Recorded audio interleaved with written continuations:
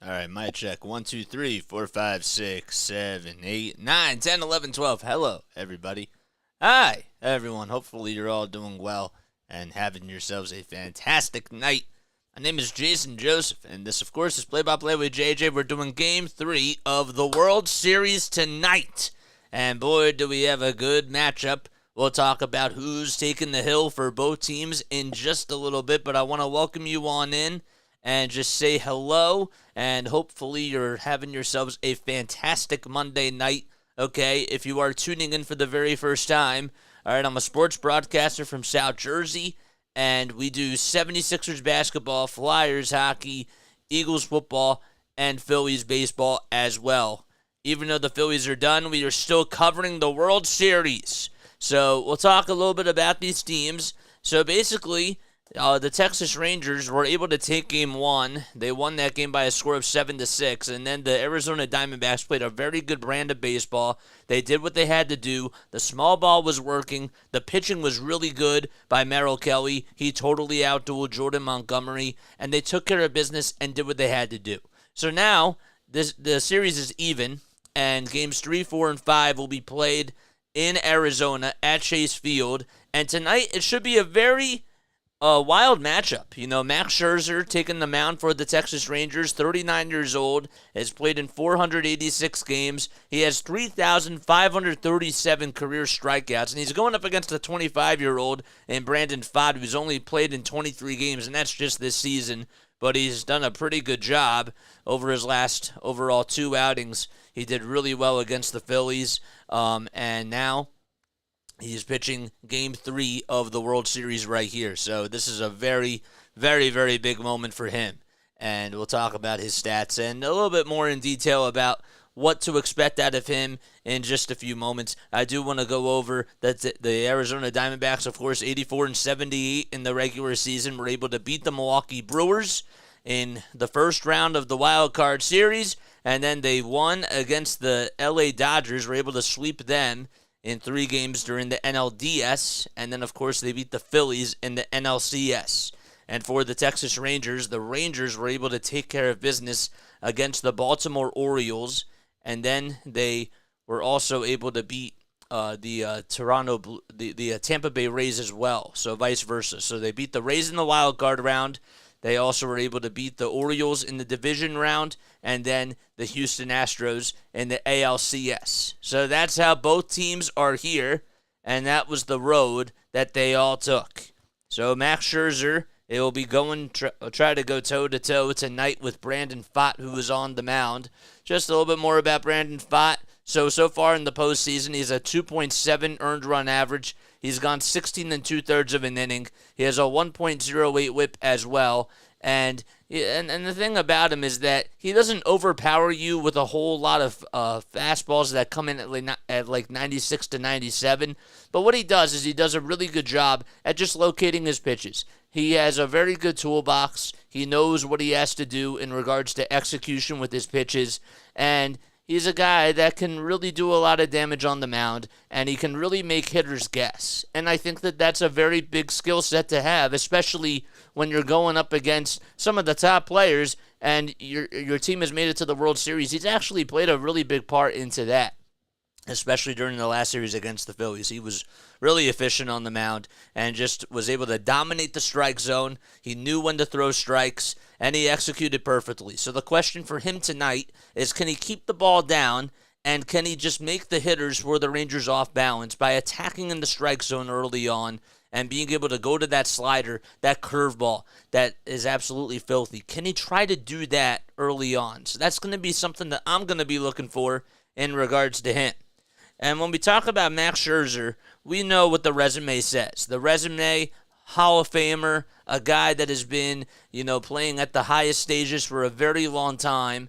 But this postseason, it's really just been a whole different story. So Scherzer has just gone 6 2/3 in this postseason with only 6 strikeouts. He's 0-1. And there's a reason why he's pitching Game 3. And with all due respect about how great Max Scherzer has been throughout his entire career, this postseason's been quite a different story. He has not been up to par. He's been getting a lot of runners on bases. ERA is actually at 9.45 in this year's postseason, just to be exact. So that has really not been a good thing for him. And he's going to hopefully, for his sake, he'll try to go out there and try to go at least 5 innings or so. I think that Bruce Bochy can be very satisfied with that. If he gives you 5 good innings, just allows 2 earned runs, and keeps the ball in the ballpark. So that is, those are my keys to the game. In regards to the Diamondbacks offense, the keys for them, they're just going to have to try to play the small ball that they've been playing. Play Arizona Diamondbacks baseball. Get on base, try to find ways to steal bases, to get on with walks and just put the pressure on the Rangers. On the flip side, though, the Texas Rangers, if they want to play their brand of baseball, which is just to hit long balls and also to do a little bit of the stealing as well, they need to make sure that they emphasize to Brandon Pfaadt who they are and make him throw pitches.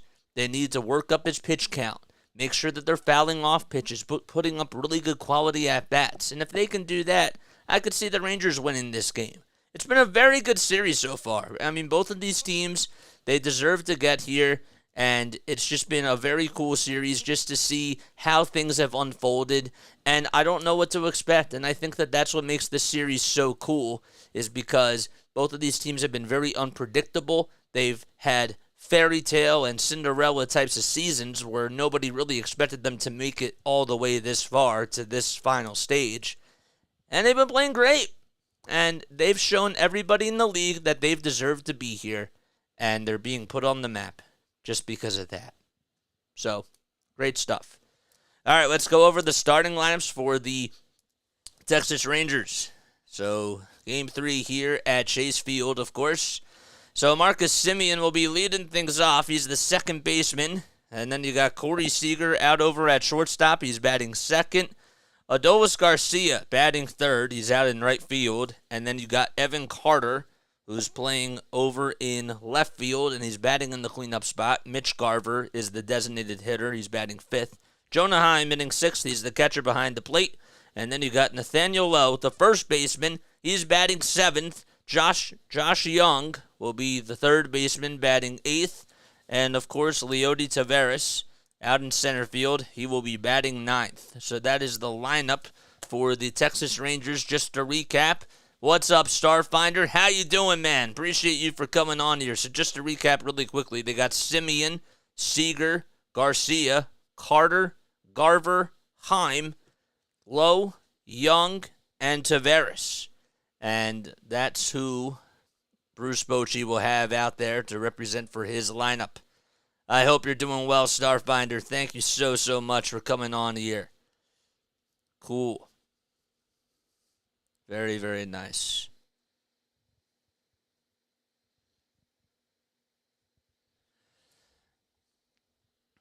All right. Yo, what do you think about my Sixers prediction? I said 128-96. I don't remember you saying that, but okay. I'm happy that you did that. I didn't think that you said that. I didn't really remember. You do have to remember that, like, when I'm doing these things, like, I'm talking so fast and I barely remember everything. I barely remember a lot of stuff that are being said in the broadcast, so I do apologize. But good for you, dude. I'm so proud. First pitch underway to start off the top of the first. It swung on and missed for strike one. So Marcus Semien batting 194 on the season. It's an 0-1 count here. Brandon Pfaadt on the mound. The 0-1 pitch to Semien. It's low and outside as well for ball one.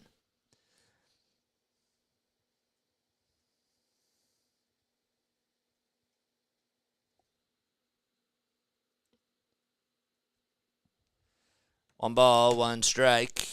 And the 1-1 pitch, that's down low for ball two. So again on the mound is Brandon Pfaadt. And Pfaadt, the 25-year-old, has been very, very sharp. Again, he has a 2.70 ERA in the postseason and 4 games started. Has 22 Ks and 16.2 innings of work. The pitch, outside for ball three. So we hope you're all doing well and having yourselves a fantastic night. Feel free to comment down below. Get your friends to come on here and enjoy some baseball with us. The 3-1 pitch popped up. Hit over towards shallow right field. Carroll is on the run. He'll call off Marte, and he's there to make the easy catch. And there's one away. So Semien is the one that pops out to right field.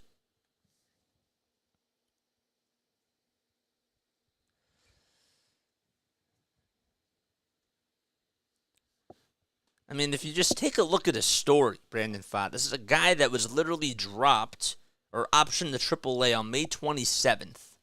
Okay, and as Corey Seager comes up, he hits a bouncer over towards the first base side. Pfaadt has to go cover the bag, and he wins the race there.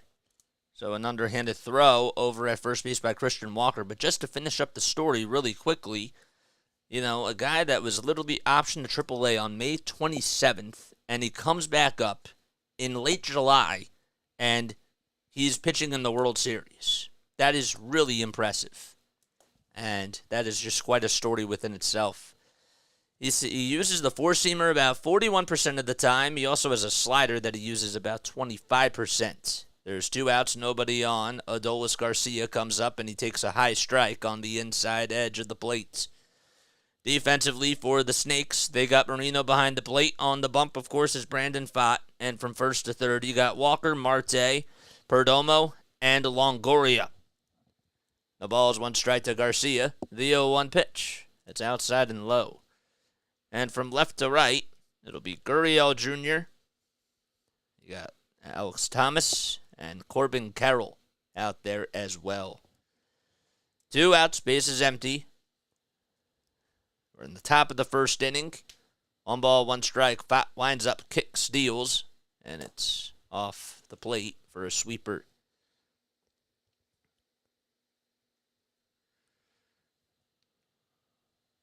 Two balls, 1 strike. 2 outs in the top of the first inning. The pitch popped up, hit out towards center field. It's carrying a little bit, though. Thomas will backpedal towards the track and then walk over towards his left side, and he'll make the catch. And there's the third and final out. So we go to the bottom of the first. Phillies are coming up to, Diamondbacks are coming up to bat. Figured I was going to make that mistake sometime. I figured I would do that. All right.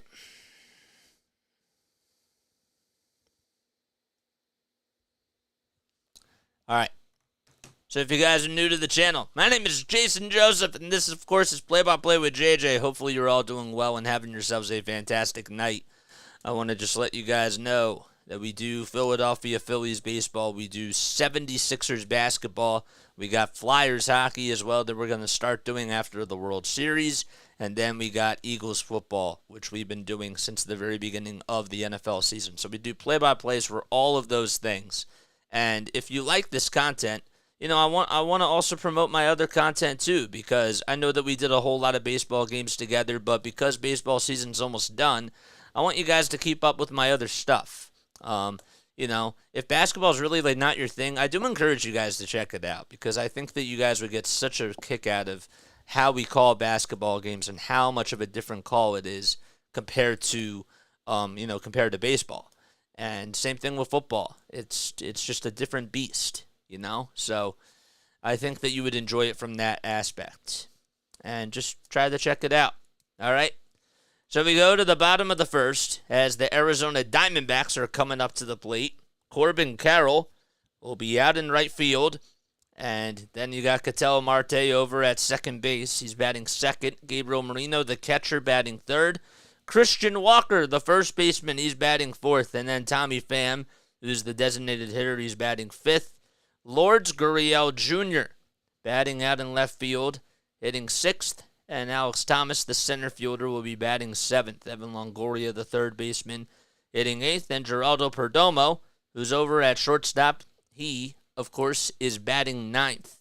So again, you got Carroll, Marte, Marino, Walker, Pham, Gurriel Jr., Thomas, Longoria, and Perdomo. And that is the lineup. And, of course, starting for the Texas Rangers, you got Max Scherzer, the 39-year-old who was actually drafted by the Arizona Diamondbacks as the 11th overall pick. Wait for it. Back in 2006. So he's done a pretty good job throughout his postseason career. He's 7-8 with a 3.86 ERA. He's pitching 140 innings. He has over 170 strikeouts. And that's just the overall postseason resume. He goes to his four-seamer 50% of the time. He has a two-seamer, a cutter as well, and a slider and a curveball. First pitch, he throws the curveball inside to Corbin Carroll. So Carroll batting .296 in the postseason with 2 homers and 10 RBI. The 1-0 delivery by Scherzer. And he takes a strike, a four-seamer at 93 miles per hour. We got the Flyers game on as well. And we also have the not the Golden Knights, the Raiders and the Lions game. We have that scoreboard up too. The 1-1 pitch that's inside for ball 2. So 2 balls, 1 strike to Corbin Carroll. Nobody out in the bottom of the first inning. Carroll, as we mentioned before, batting .296.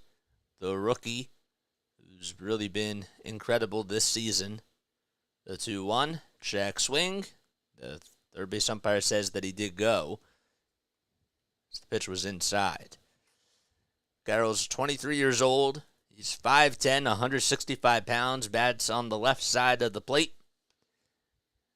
And that was the right call. He did go. 2 balls, 2 strikes to Carroll. Scherzer comes set, kicks, delivers the pitch. Grounder hit over to shortstop on the run is Seager, and he throws over to first to get Carroll out. And there's the first out in the bottom of the first.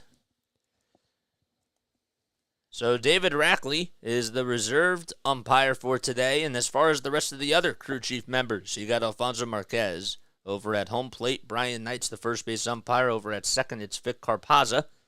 And you also have Bill Miller, who's over at third. DJ Rayburn out in left field. And over in right field, it'll be Quinn Wolcott. So Scherzer with Alfonso Marquez as the home plate umpire.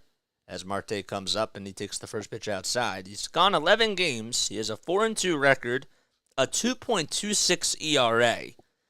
And has 88 strikeouts, only 14 walks allowed in 71 1/3 of an inning. The 1-0 pitch, that's a changeup, that's outside for ball 2. In 12 career starts against the Diamondbacks, he's 9-0 with a 2.65 earned run average. 2-0 is the count. The next pitch, outside again for ball 3. It was a fastball at 94. Marte on an 18-game postseason hitting streak, which sets a new postseason record. The 3-0 pitch, thought he was going to go to first base for ball 4, but it's a called strike on the outside corner. Goes with another fastball there. Hopefully you're all doing well. 3 balls, 1 strike, 1 away. The pitch inside for ball 4, and only got a changeup. That was just a hair inside, and Marte is going to go over to first base. So now Gabriel Marino will step into the batter's box, and as he does so, let's take a look at the Texas Rangers starting defensive lineup. It'll be Jonah Heim behind the plate. Max Scherzer's on the mound, and over at first base, you got Nathaniel Lowe. The second baseman is Seager. Over at third, you got Josh Young. And then the shortstop, of course, is Seager. Scratch that. Over at short is Seager. And Simeon's over at second. First pitch, it's in there for a strike. To Gabriel Marino. No balls, 1 strike. We'll get to the rest of the outfielders in just a few moments after this pitch. 0-1 is the count. Scherzer kicks, steals the pitch. Grounder hit over to third base. The flip over the second. There's one to throw to first. They got him. And around the horn double play. All started by Josh Young. So just to finish off the outfield very quickly, you got Evan Carter in left and Tavares in center. And also Garcia out in right field. We go to the top of the second inning. We are scoreless in Game 3 of the World Series. JJ, how's it going? I know you Philly fans. I think you're feeling a lot better if your Philly team is in it, but thank you so much for doing the World Series. How many games going to go? I think it's going to go to 7, man. John, thanks so much for coming on here, man. I really do appreciate it. All right? You know, it doesn't matter. I mean, like, I've been, like, wanting to do this for experience. You know what I'm saying? And, like, I had some other people that were tuning in that were Diamondbacks fans that were like, man, like, I wish that you could cover the World Series. And, you know, I'm the type of person that really tries to listen to my audience. And I also realized, too, that, you know, I wanted to get experience calling national games where I don't really show as much bias. So, you know what I'm saying? Good evening, sports fans, says Travis. So, please, if you guys, like, have any friends or somebody else that, like, wants to, like, watch the World Series or, like, tune into it, but, like, can't stand the broadcasters or, like, you know, can't find another channel, like, give them this as an alternative. Seriously. That's what you definitely should do. It helps you out, and it helps me out, man. It certainly does. So, a 5-4-3 double play is what Marino grounds into. Travis is on here. What's up, Travis? How you doing, my guy? Oh, we love you, Travis. You're the best, dude. All right, so the Flyers, they're up 2-1 with 14-13 left to go in the second period, okay? And the Raiders and the Lions, they're just getting started. Cool, bro, but as a Diamondbacks, I hope this is, as a Diamondback fan, I hope that this is over in 5. You hope that this is over in 5. I think that, I mean, of course you hope for that. I just think that realistically, from an unbiased perspective, that it's probably going to go to 7 because I don't know who's going to win the series. I really don't. The Diamondbacks had a very good game in Game 2. They had a good game in Game 1, but it just slipped. And so the Texas Rangers, they know how to turn it on with the offense. They just do. The question I think that needs to happen in this series, okay? Which part of the series do you think is going to go wrong, and who capitalizes on that pivotal part? Okay, the pivotal part of the last series, of course, between the Diamondbacks and the Phillies, was when the Phillies could not close them out in Game 4, and Rob Thompson went to a bullpen game. That was the turning point of the series. That's how I look at it. So Evan Carter is coming up to the plate, batting on the left side. We're in the top of the second inning, and Pfaadt still out there on the mound, and he throws a curveball at the knees for a called strike. So Carter is one of the 4 youngest hitters to ever bat cleanup in the World Series. The 0-1, ground ball, right past Marte, out into right field for a base hit. Carroll quickly turns, pivots, and throws over to second just to keep Carter over at first. So Evan Carter gets the first hit of Game 3 in the World Series.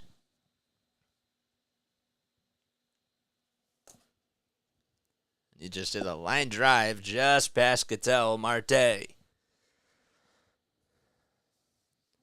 Just was a little bit out of reach. Here comes Mitch Garver, who takes a pitch that's just below the knees. It was a curveball there. 1 ball, no strikes. Evan Carter on a 15-game postseason on-base streak, which is the longest that's ever been done by a player that's 21 or younger as well. So he's on the good side of history for 2 different stats. The 1-0, line drive, foul. So Garver, batting .268 in the postseason with 3 homers and 13 RBI. But in this series alone, he's 1 for 7 with just the 2-run home run. 1 ball, 1 strike. Pfaadt gets set from the belt, delivers from the stretch. The pitch, grounder, hit back over to Pfaadt. Pfaadt turns over, throws over to second base for 1, and the throw over to first by Marte is in time. So that'll go down as a 1-4-3 double play. And there's 2 away. That's the second double play that has been delivered in this game. So Garver just got way on top of the ball. Pfaadt did a good job at backhanding it, turning over to second base to get the lead runner out. And then, of course, Marte got the trailing runner. So 2 outs, nobody on. Here comes Jonah Heim, who tries to take a hack at that one, and he swings and misses at it pretty badly. At 94 miles per hour, he was late. He's 0 for 5 in the series. He's gotten on base twice, though, with 2 walks. Base is empty, 2 outs in the top of the second inning. Pfaadt winds up, kicks, deals, swing and a miss again at 94 on the gun. He decided to go upstairs with the fastball there. Rally towels waving as we are playing at Chase Field in Game 3 of the World Series. Lots of Snakes fans out in attendance tonight cheering on the Arizona Diamondbacks. No balls, 2 strikes to Jonah Heim. The 0-2 pitch. There's a fly ball. It's hit out to shallow center field. Call comes jogging in, stops, and will make the one-handed catch for out number 3. So no runs, 1 hit, and we go to the bottom of the second inning, all tied up and scoreless so far.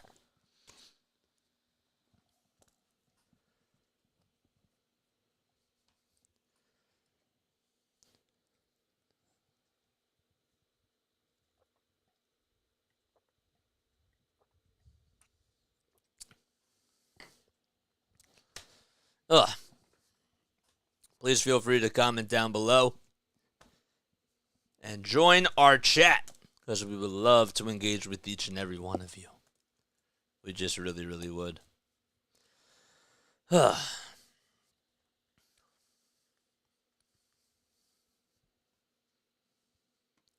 score predictions? Is it time for that right now? You guys want to do any sort of final score predictions? Let's see. Final score predictions. Final score predictions.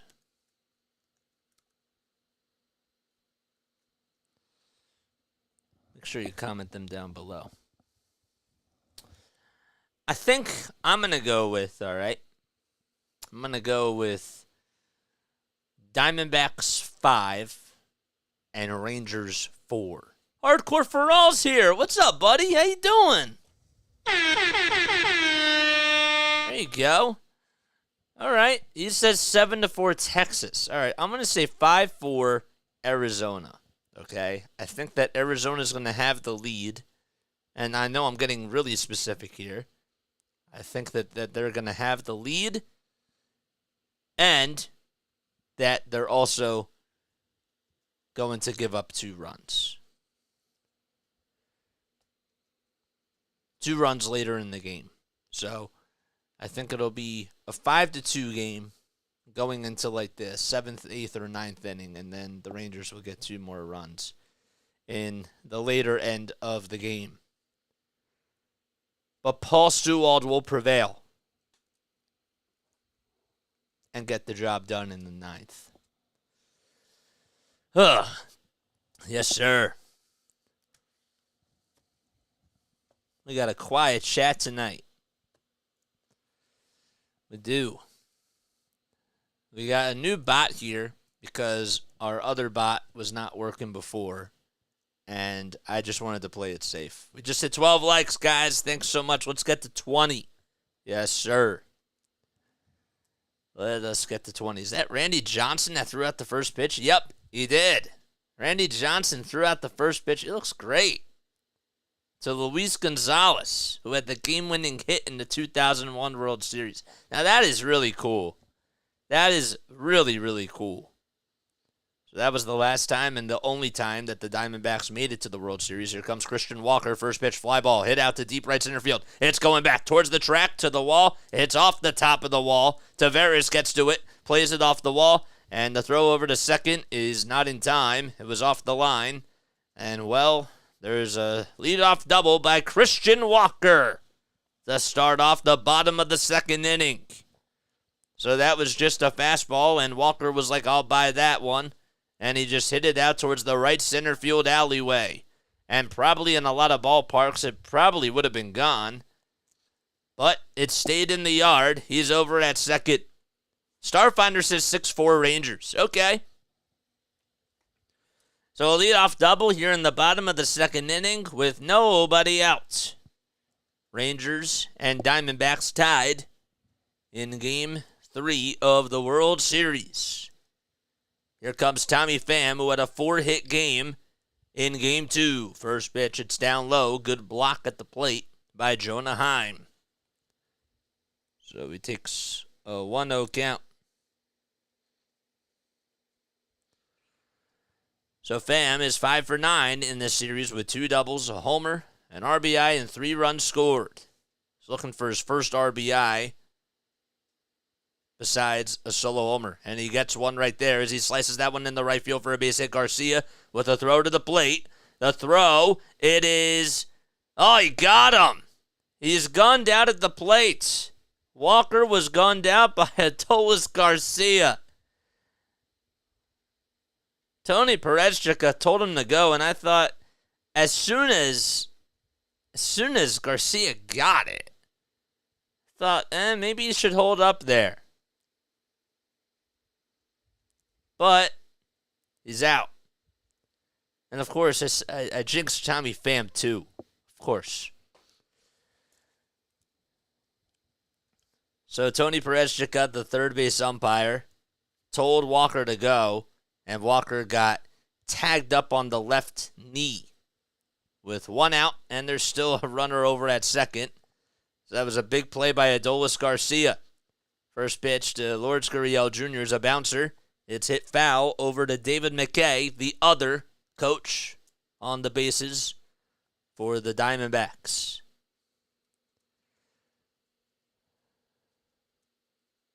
They're going to bunt. No balls, one strike. One out in the bottom of the second inning. The pitch by Scherzer. It's popped up by Gurriel. Hit all the way towards the infield. Infield fly rule intact. And Simeon gets way underneath it to make the easy catch for out number 2. So they just ruled Tommy Pham's hit as a single, I believe.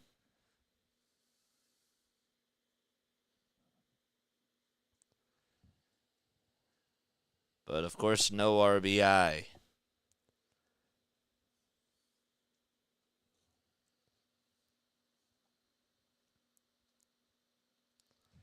So now it'll be Alex Thomas who's up in the order. Let me go. So, JJ, are you a Philly native? I'm not Philadelphia any type of sports, but I love Philly cheesesteaks, and I'd love to visit Philadelphia one of these days. Dude, it's awesome. Go to Pat's. It is a very good cheesesteak place. The 01. It's inside for ball 1. My dad actually, he did this. He was reviewing all these cheesesteaks around the South Jersey, Philadelphia area, and has tried a couple of cheesesteaks that were off the list. As the 1-1, there's a grounder. It's hit off the back of Scherzer, deflected over to Young, and the Young's throw the first. He got him! Oh, what a play by Josh Young. It bounced off of Scherzer's back. It deflected off of his jersey, and Scherzer seems to be okay. Young barehanded it like he was just playing a routine ground ball and just threw it over to first base just to get Thomas out. And Thomas is pretty fast, too. So no runs, 2 hits, and 1 man left, and we go to the top of the third inning. Still scoreless in Game 3.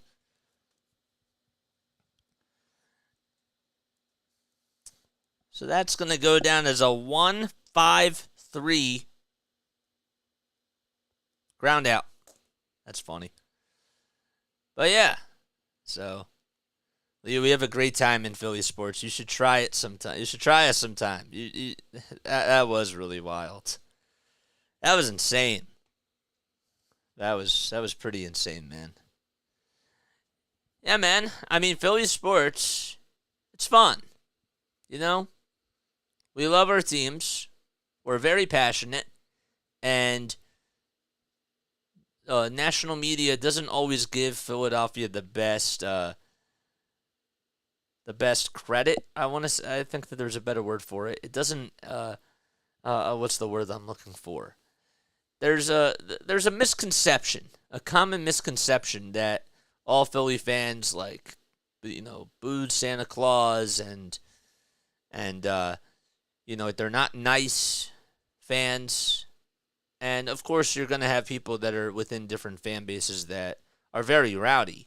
But then you have the people that just truly care about the teams and have a blue-collar mentality where they just want to go to a game because the tickets are expensive and they work for every dollar that they get to go to those games. So they expect to see top-level performance because, it costs a lot of money to go out and to pay for games. And even just to watch games on TV, you're paying for something.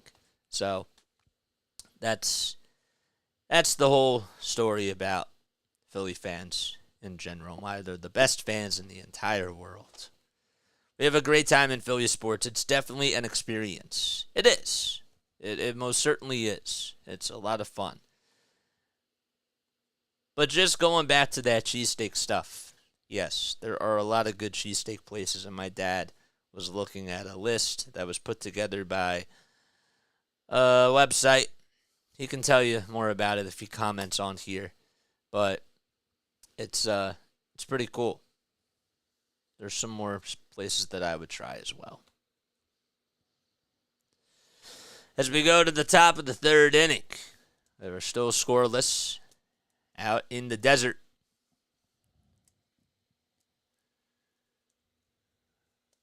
So Nathaniel Lowe will lead things off as he takes a strike just at the knees.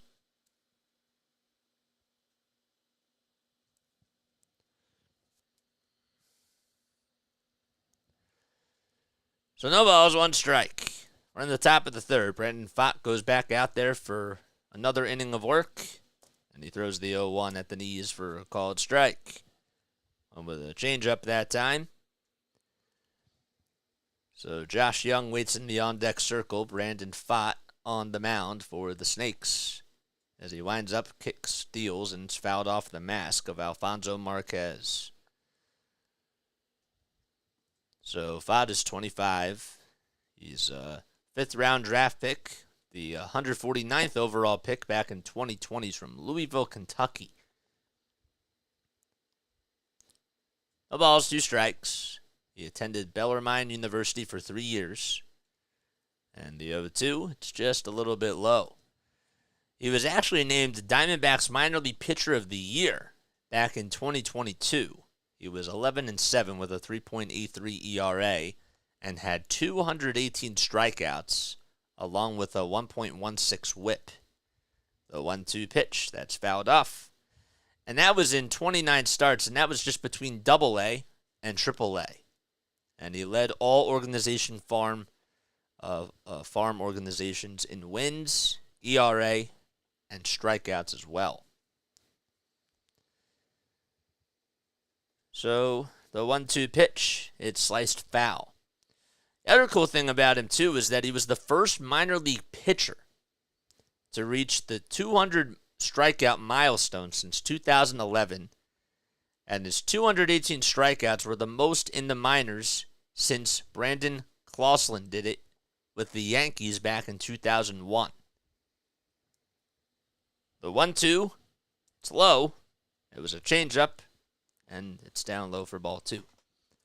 So 2 balls, 2 strikes to Nathaniel Lowe, who's just batting underneath the Mendoza line in this year's postseason.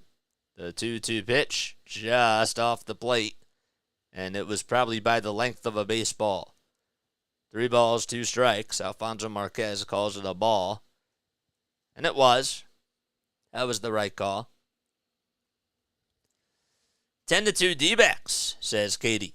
That's her score prediction. The 3-2 pitch. Line drive into center field for a base hit. Thomas will make the sliding stop. Lowe's going to try to extend the single to a double. The throw to the second base. He slides in there safely. And there's a leadoff double to start off the top of the third inning. So Lowe gets on with an extra base hit. And that's how we start off the top of the third, as Josh Young will be coming on up. He got a fastball. It was right at the knees by Pfaadt. I was thinking that maybe he was going to go with a slider or something that was a little bit more off speed, but on with the fastball, and Lowe made him pay for it. So now Young comes up, and he takes a strike at the knees, a sinker at 94. So the Diamondbacks, forgot to mention this. Diamondbacks, as far as their uniforms go, they're in their white and black home uniforms with the blue snake on the front. And the black baseball cap with the red logo on top of the cap. The 0-1, that's low for ball one. Also have the light blue numbers, or the light blue letters on the back, and the dark black letters on the back. As far as the Rangers go, they're in their blue away uniforms, their regular blue away uniforms with the gray pants and the blue jerseys. The 1-1, That's fouled off towards the third base side. What's going on? JJ, you're awesome. Jeremiah 29-1. God bless. Oh, thank you, man. Appreciate that, Kyle. I appreciate that, man. Thanks for coming on here. Mike Green is here. Mark Donkeys in Camden is the best cheesesteak. Donkeys, I've never heard of that one.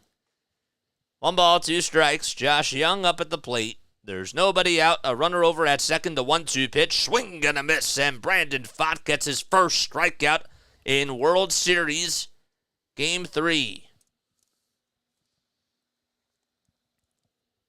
And with a slider there. And Young could not catch up to it. It was a little bit low. But Kyle, thanks so much for coming on here, man. Appreciate it.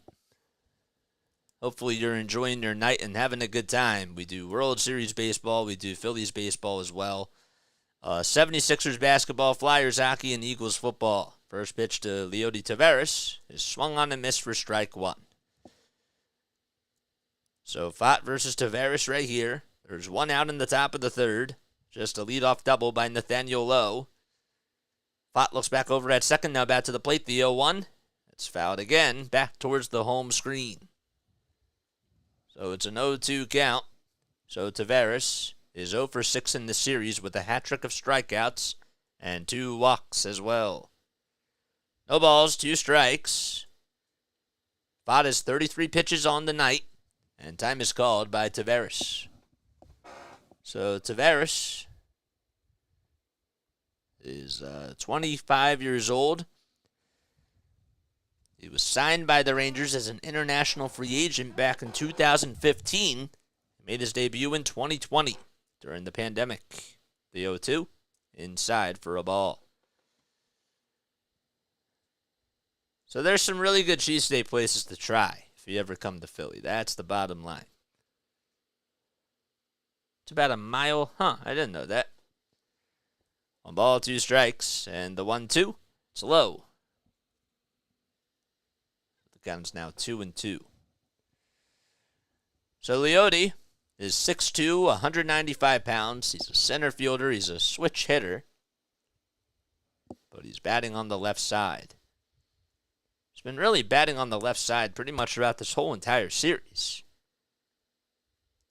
Pfaadt a righty, though. The 2-2 pitch. Grounder pulled over towards the first base side. Marte has it, though, and throws across to Christian Walker, and there's 2 away. So the runner goes over to third base as he advances on the ground out.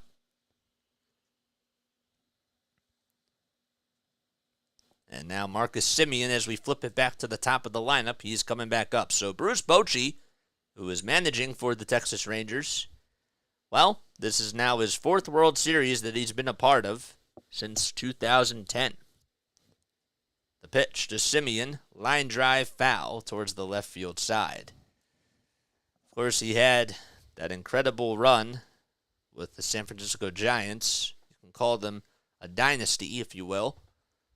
So they were able to win in 2010, 2012, and 2014. A ball's 1 strike. Pfaadt kicks, fires, and throws it inside for a ball.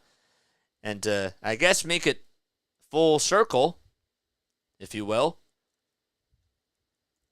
They were able to beat the Giants were able to beat the Rangers back in 2012. Now guess who Bochy's managing? The Rangers. 1 ball, 1 strike, and the 1-1. That's outside and low for ball 2. Now the Diamondbacks, of course, we mentioned before that this is their first World Series that they've played in since 2001. That was the only other World Series that they did play in, but they won against the Yankees. 2-1 to Semien. There's a fly ball hit out to left center field. On the run is Call, and he can't get there. Goes into the gap. Call plays it on a bounce. The throw over the second base is not in time, but it'll be just an RBI single as the Rangers are on the board 1-0. So they get an RBI single by Marcus Semien, and Lowe is the man that comes in to score, and it's 1-0. So Semien just did a good job of just placing that ball into the gap. Got the barrel square up on it. Just drilled it out to left center. That was a good pitch to hit, too. Surprised that Pfaadt left that one up. Courtney Cole is here. What's up, Courtney? How you doing? Thanks for coming on. So an RBI single to start off the top of the third with 2 outs, though. And now Corey Seager is coming up to the plate. So Seager batting on the left side is Brent Strom. The pitching coach for the Diamondbacks will go out there on the mound to talk things over with Pfaadt. And now home plate umpire Alfonso Marquez says go back to where you were.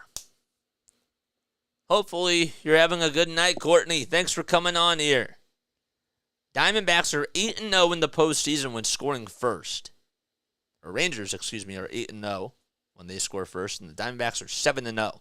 First pitch to Corey Seager. That is a towering fly ball. It's hit out to right field, and it's not coming back. A 2-run home run by Corey Seager. His 5th of the postseason, and it was a missile hit out to right field.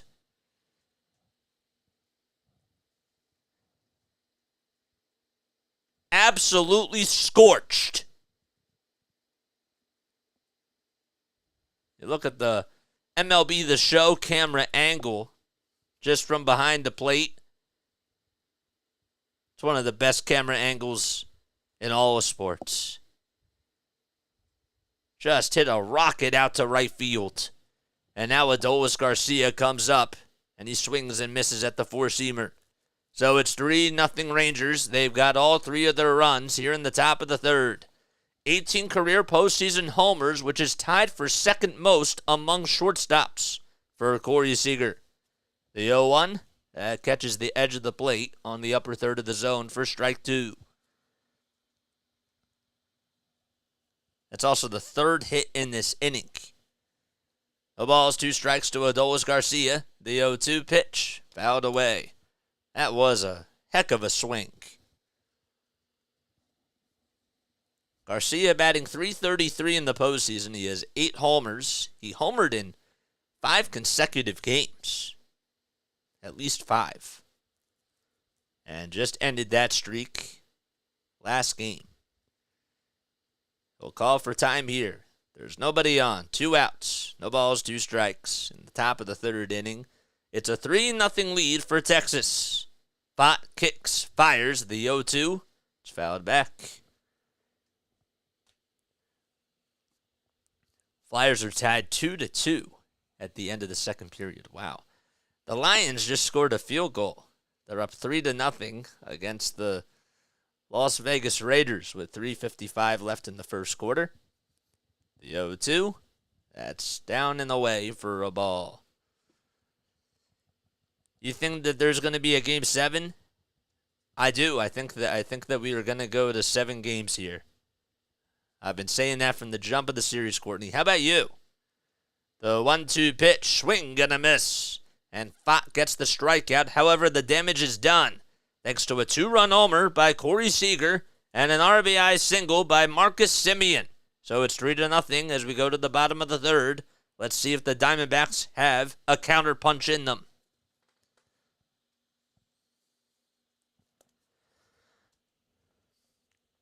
Let's take a sip of water. So if you guys are new to the channel, spike the like and hit the subscribe button. We need 3 more subscribers to get to 1,440 subs. What are you guys waiting for? I give you this content for free. All you got to do is just press that subscribe button. And come on here and comment down below and let's just have a conversation. You know what I'm saying? Yes, says Courtney. Cool. Yep, I think it's going to go to 7 as well. Now, my question for you is, if you think it's going to go to 7, is Game 7 going to be a close game? Or who wins in Game 7? That's the better question. So if it goes to 7, who wins in Game 7, ultimately? Who takes the series? Game 7. I'm back and forth. I'm back and forth with it. Texas. Texas would obviously be the favorite. It would be.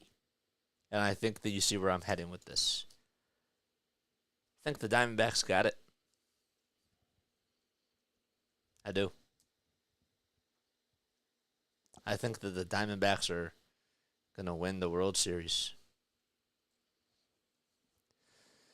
If you guys want to support the channel, feel free to super chat and click that down below. All right, I want us to get to 30 likes on here. If we have not done so already, please spike that like button and hit that subscribe button, man. How's it going, Starfinder? Let's see if the Diamondbacks can tie or possibly take the lead here. Go Diamondbacks, says Katie. Yes, sir.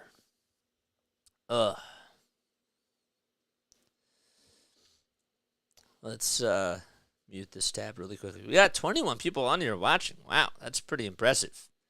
We need 3 more likes to get to 20.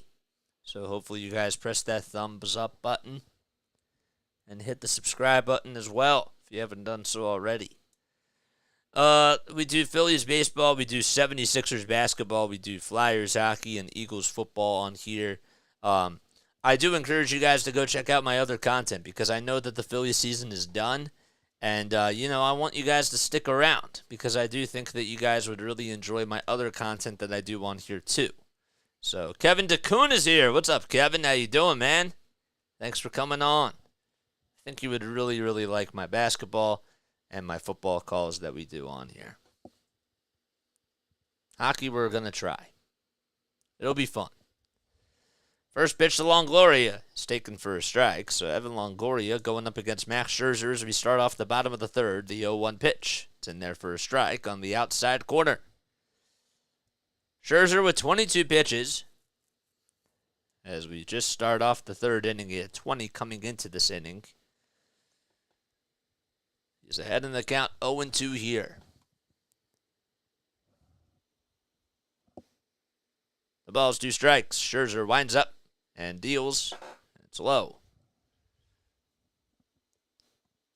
So as we mentioned before, Max made his major league debut on April 29th of 2008. Was drafted by the Arizona Diamondbacks. Played with the Diamondbacks from 08 to 09.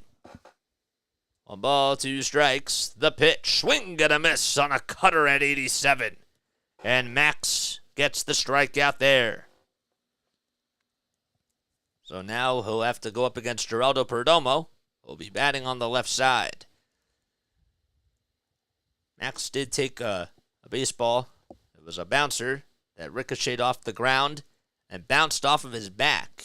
He seems to be okay, but just to finish out the play, Josh Young played it like it was a routine ground ball and just barehanded it and scorched that baseball over to first base. But health-wise, he's all right. He's gone 2 1/3 so far. He's allowed 2 hits, 1 walk, and has 1 strikeout as he throws a strike there. Scherzer will take a very quick step off, though. So Scherzer has played with the Diamondbacks. He's played with the Tigers, of course, from 2010 to 2013, and was a National. Won a World Series with them. Played for 5.5 seasons. And was also on the Dodgers as well for the rest of that half a season. The 0-1. It's down low for a ball. Then he played with the Mets last year and half of this year and was traded at the trade deadline to this team. The 1-1.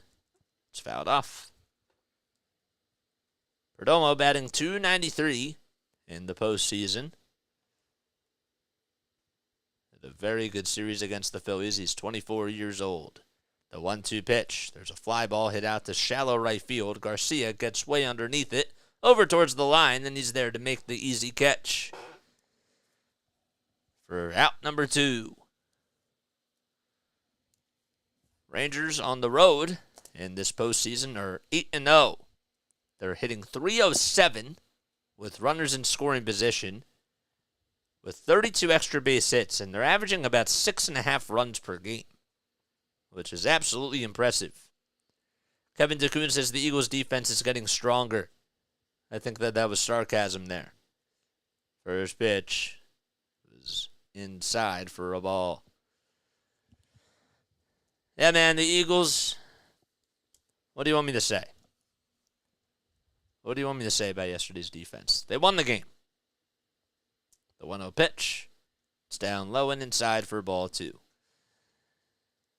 So Corbin Carroll is the guy up at the plate right now. He's 0 for 1. 2 outs, bases empty. The pitch. Down low as Carroll decided not to bite after the cutter that was headed towards the dirt.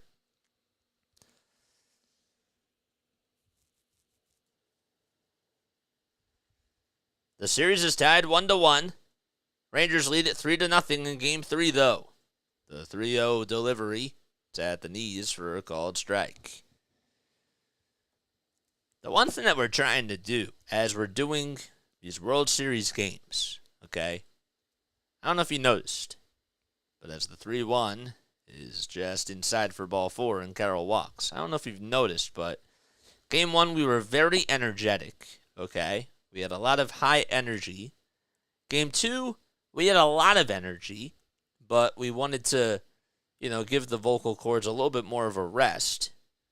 So we showed our energy when we did. And this game here, I wanted to try out something where you come in with more of just a regular voice, not really pushing the vocal cords too much and just trying new things in regards to just the delivery of the speech. And focus more on diction as well. First pitch is fouled away. So Ketel Marte will step into the box, batting on the left side. Carroll leads off over at first base. He had 55 stolen bases on the season. Dances off the bag, the 0-1. It's down low, and it gets away from Jonah Heim. Carroll's rounding second, and he'll take a wide turn, but he'll go back to the bag. And that's a wild pitch. Snowman's on here. What's up, Snow? How you doing? Thanks for coming on. Rally towels waving. It's a 3-0 game in the bottom of the third with 2 outs. Both teams have won a game in the World Series so far. Rangers lead Game 3, though, 3-0. The 1-1 to Marte. Fly ball. It's hit out to left field. Coming in is the left fielder Carter, and he's there to make the easy catch for out number 3. So, we go to the top of the 4th. Rangers have a 3-0 lead as the Diamondbacks can't cash in.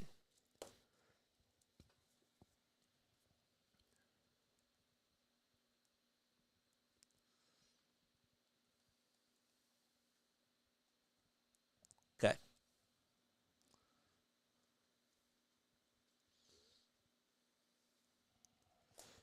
Don't forget to like and subscribe. Hopefully you're all doing well, man. My name is Jason Joseph. This is Play-by-Play with JJ. If you are just tuning in, we're doing the World Series, but the other stuff that we do on here, what you'll find content-wise is we do Phillies play-by-play, we do 76ers play-by-play, we do Flyers hockey play-by-play. We're going to be starting that after the World Series, and we also do Eagles play-by-play as well. So if you love any of the top 4 Philly pro teams, make sure that you comment down below and hit that subscribe button and turn on those notification bell icons because you're not going to want to miss what we upload and whenever we do go live because we really try our best to treat this like it's a professional cast, but we want to get you guys involved with the conversation. So, that's the whole new medium of broadcasting where you guys that are the listeners, you can listen in, and that's really cool. But what makes us stand out is we get to have conversations on here as well. So, and every sport that we do is different. It has its own language, it has its own story, and it has its own life. There are different characters in every story. There's different types of plots and different types of twists and turns. And the one thing about a broadcaster is that you always have to try to connect with the characters, and I think that you guys should always be a part of the story because you guys are characters yourselves. You are. And it's cool. You're a character in this game. You're a character in this broadcast, I should say. That's more proper. Katie's here. She says, "What's up, Snowman?"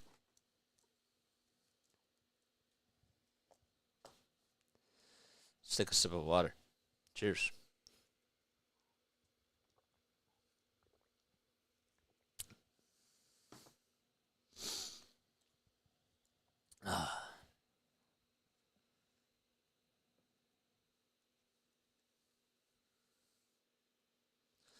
Just reached 20 likes. If you guys have not hit that thumbs up button, please make sure that you guys do so. So we're in the top of the fourth inning now. Rangers lead it 3-0. Evan Carter up at the plate. He takes a ball. So Carter batting .327 in this year's postseason with just one homer, as he swings and misses at the 1-0 pitch and tried to get the sledgehammer on that one, but just missed it. So Pfaadt with 49 pitches, 47 coming into this inning. Carter was the one that got a piece of him. The pitch, grounder, hit over towards the first base side, and Marte has it, gloves it, throws over to first. And there's one away. And what I meant by that is Carter was the first one that was able to get aboard. So Aaron Judge won the Roberto Clemente Award today. That was really, really cool. Seeing him and his family out there celebrating him getting the Roberto Clemente Award. One out, bases empty. Here comes Mitch Garver up at the plate, and he takes the first pitch down low for ball one.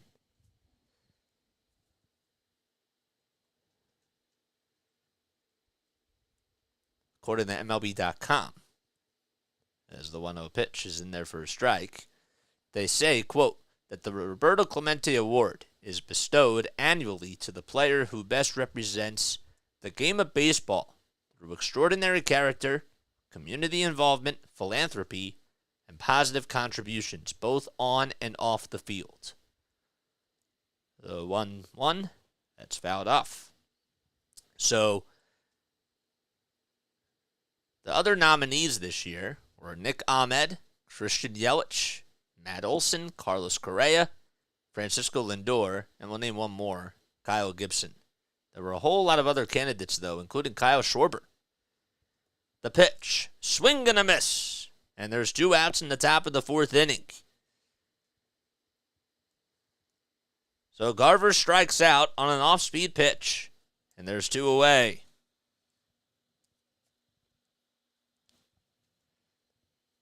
Two outs in the top of the fourth. And now Jonah Heim is coming up to the plate. Takes the first one way outside for ball one.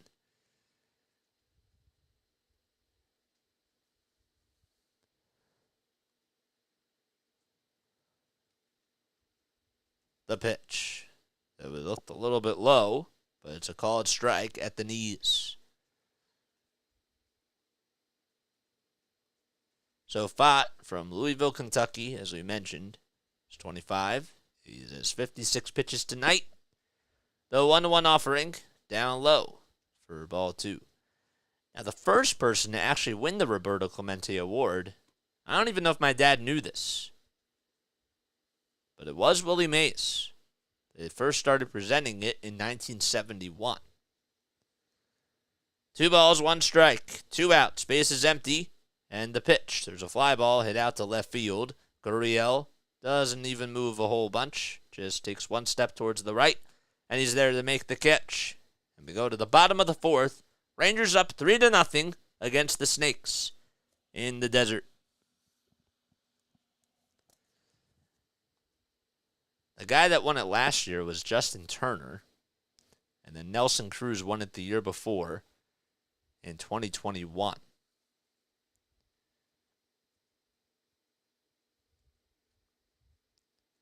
Now, I don't necessarily know if anybody has ever won this award twice.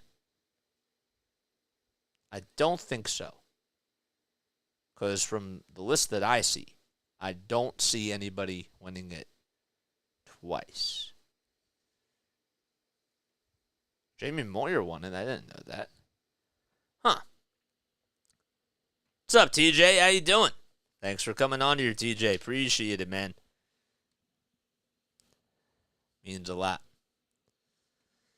We got 21 people on here watching. Make sure you, when you come in, you hit that like button and hit that subscribe button, man. That's what we got to do. I love each and every one of you guys. So here's what I want to ask you. All right.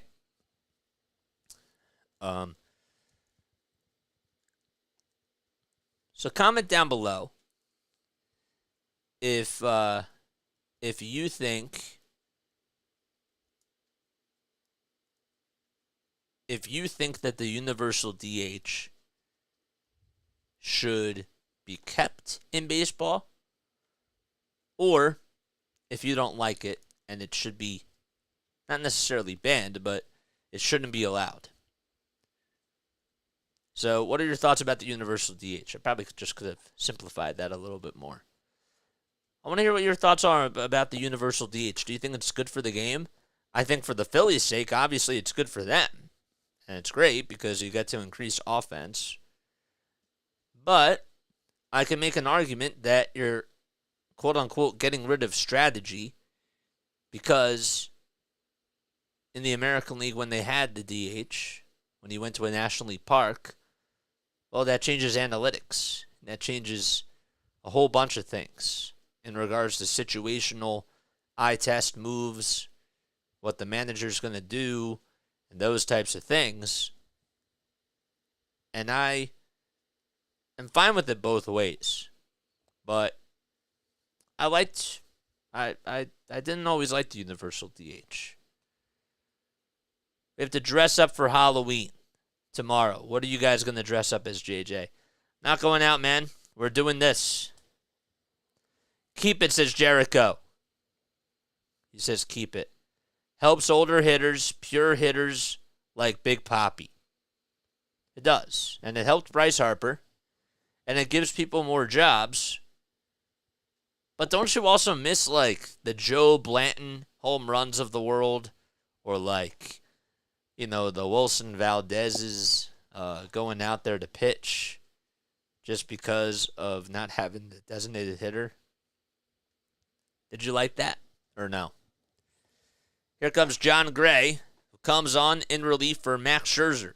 So Scherzer's day is done. Just goes 3 innings and doesn't allow a run. Just off of 2 hits. But I can understand that. I want to hear what your thoughts are on it. I want to hear what your thoughts are on the universal DH and whether you think it's good for the game or not. Because some people I know still don't like it. And some people like the old way. So I just would like to hear your thoughts, and I want to give you guys this platform to be able to express how you feel about certain things. So again, coming into the game for Max Scherzer will be John Gray. We'll talk a little bit more about Gray after we find the stats.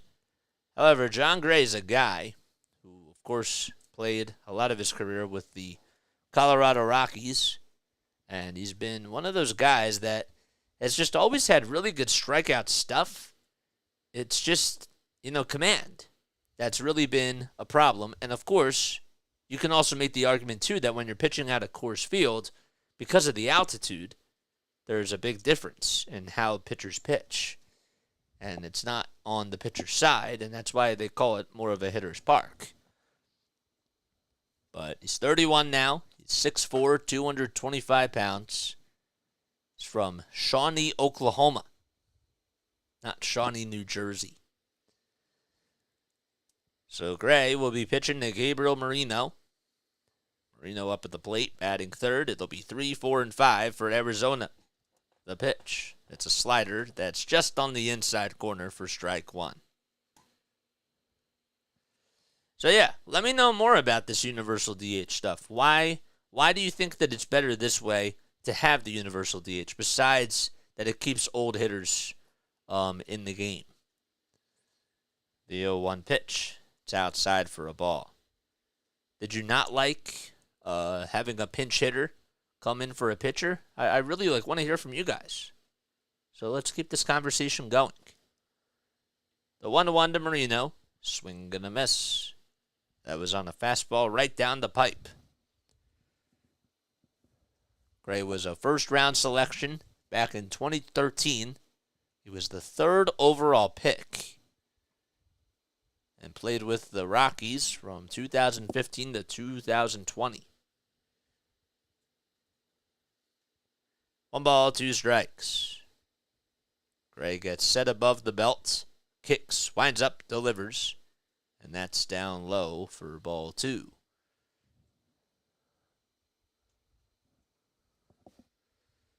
Two balls, 2 strikes, as Christian Walker waits in the on-deck circle.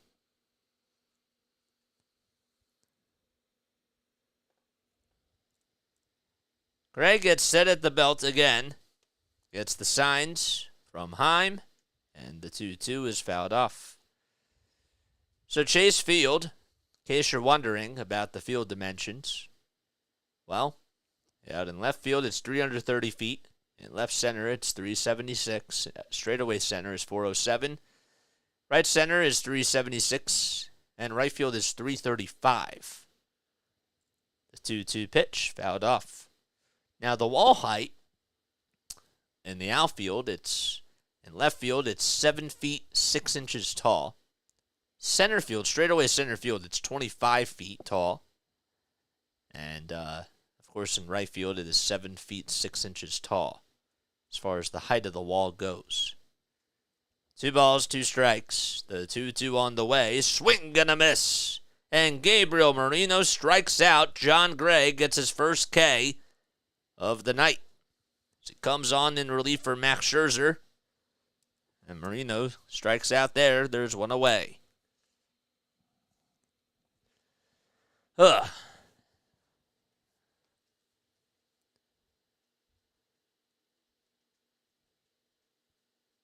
They talk about the pool. And on their website, they say that the capacity of the pool is 8,500 gallons of water. And it's located 415 feet away from home plate. First pitch was in there for a strike to Christian Walker, who just missed a homer his last time up. He doubled off the right field wall. The 0-1 pitch, grounder, hit over to third base plate on the bounce. The throw over to first, and that's in time. So, there's 2 outs. They didn't hang with Scherzer because of back tightness. Well, that makes a lot of sense, because he got hit on the back.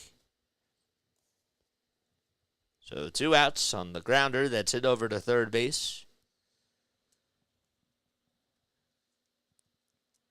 And now Tommy Pham's coming up. But thank you for letting me know about that hardcore for all, because I can't always hear those things. First pitch to Tommy Pham. He flies this one out towards the right field side, and that's going to find the seats. Pham in the postseason, of course, batting .288 with 3 homers, 3 RBI. He has had a base hit in each of his last 5 at-bats. He went 4 for 4 in the last game. No balls, 1 strike. Gray kicks, steals the pitch. There's a fly ball. It's hit out to straightaway center field. Not that deep, though. And there to make the catch is Leotis Taveras. So we go now to the bottom of the 4th inning. Diamondbacks trail 3-0 against the Texas Rangers. When we return, Rangers coming back up.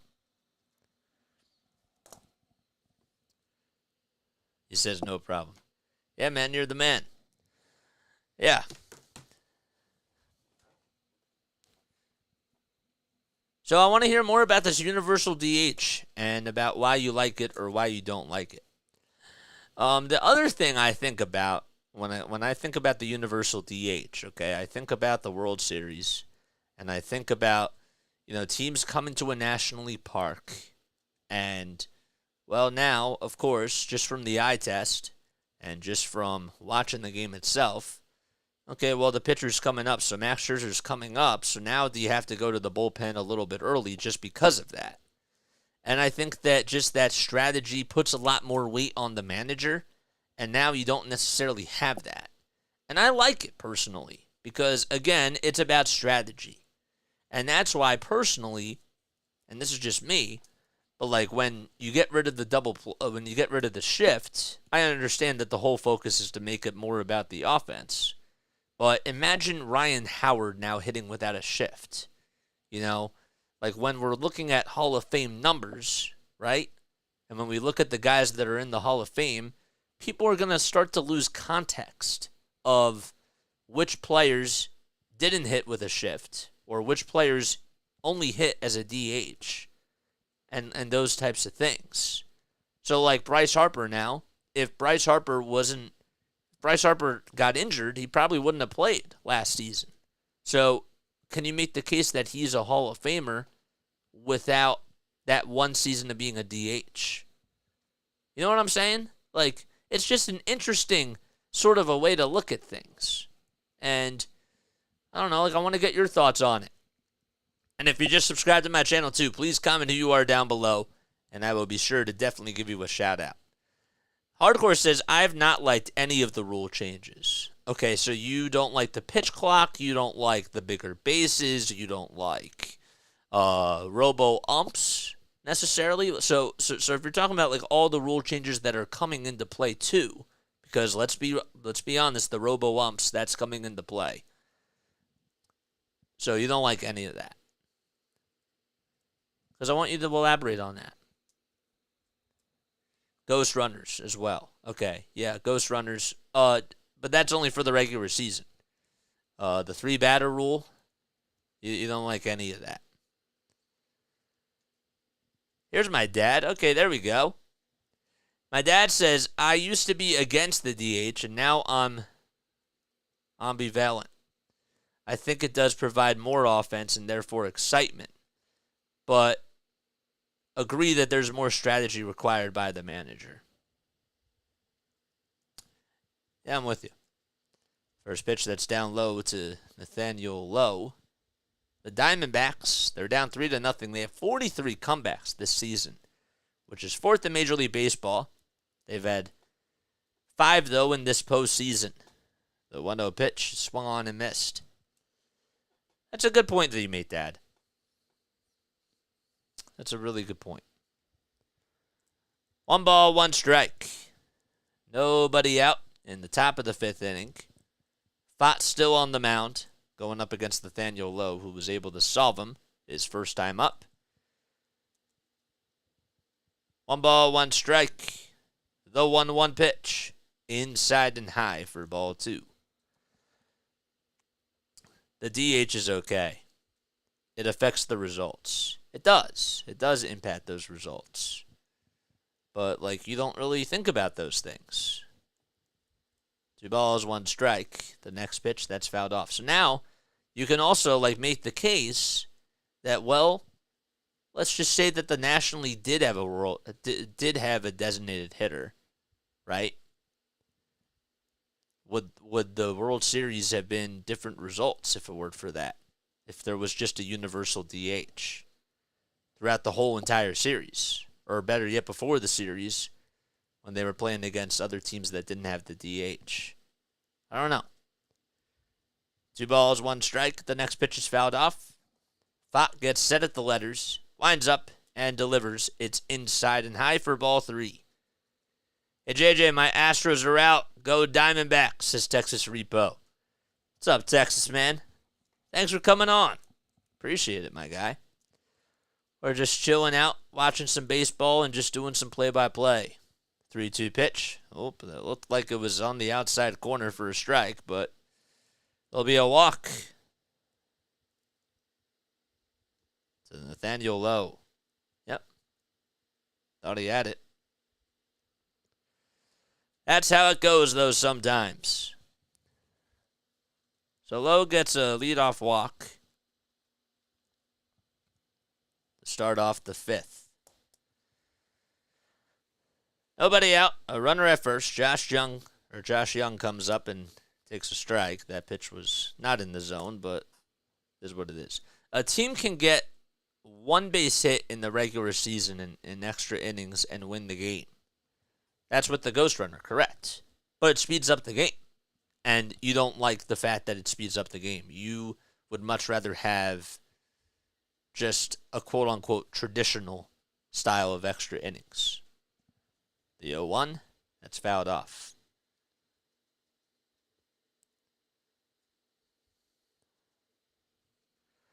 Starfinder says, I like the DH. Not a fan of the ghost runner in the regular season. Okay. All right. No balls, 2 strikes. Nobody out. And a runner over at first. Pfaadt kicks, fires the pitch. Swinging a grounder. It's hooked foul, though.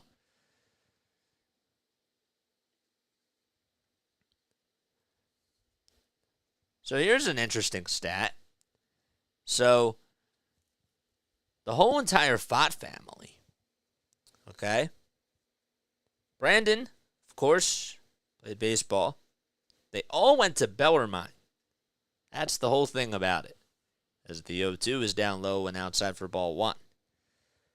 But his brother Brady played baseball at Bellarmine.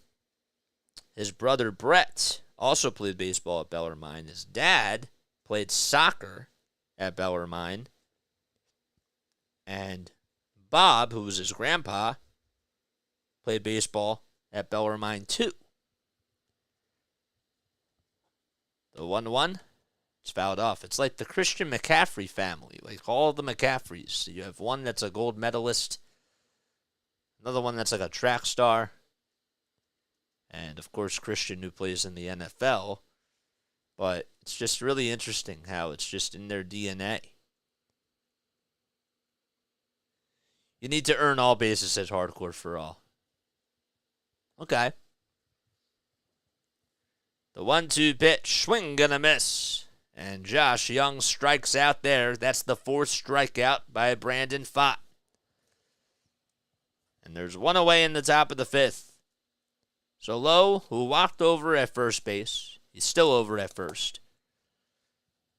But Taveras is now coming up to the plate. That's a good point that you make, Hardcore. I mean, I can see where you're coming from. Taveras will foul off the first pitch over towards the third base side, and that one is going to go out of play. Merrill Kelly has 28 strikeouts, which is 3rd most in franchise history. Kurt Schilling and Randy Johnson have the most for the Diamondbacks. But Pfaadt just 2 behind Merrill Kelly. The 0-1 pitch, outside for a ball. Texas Repo says, I'm not a fan of the ghost runners either. Changing the rules of the game for TV ratings is BS. 1 ball, 1 strike.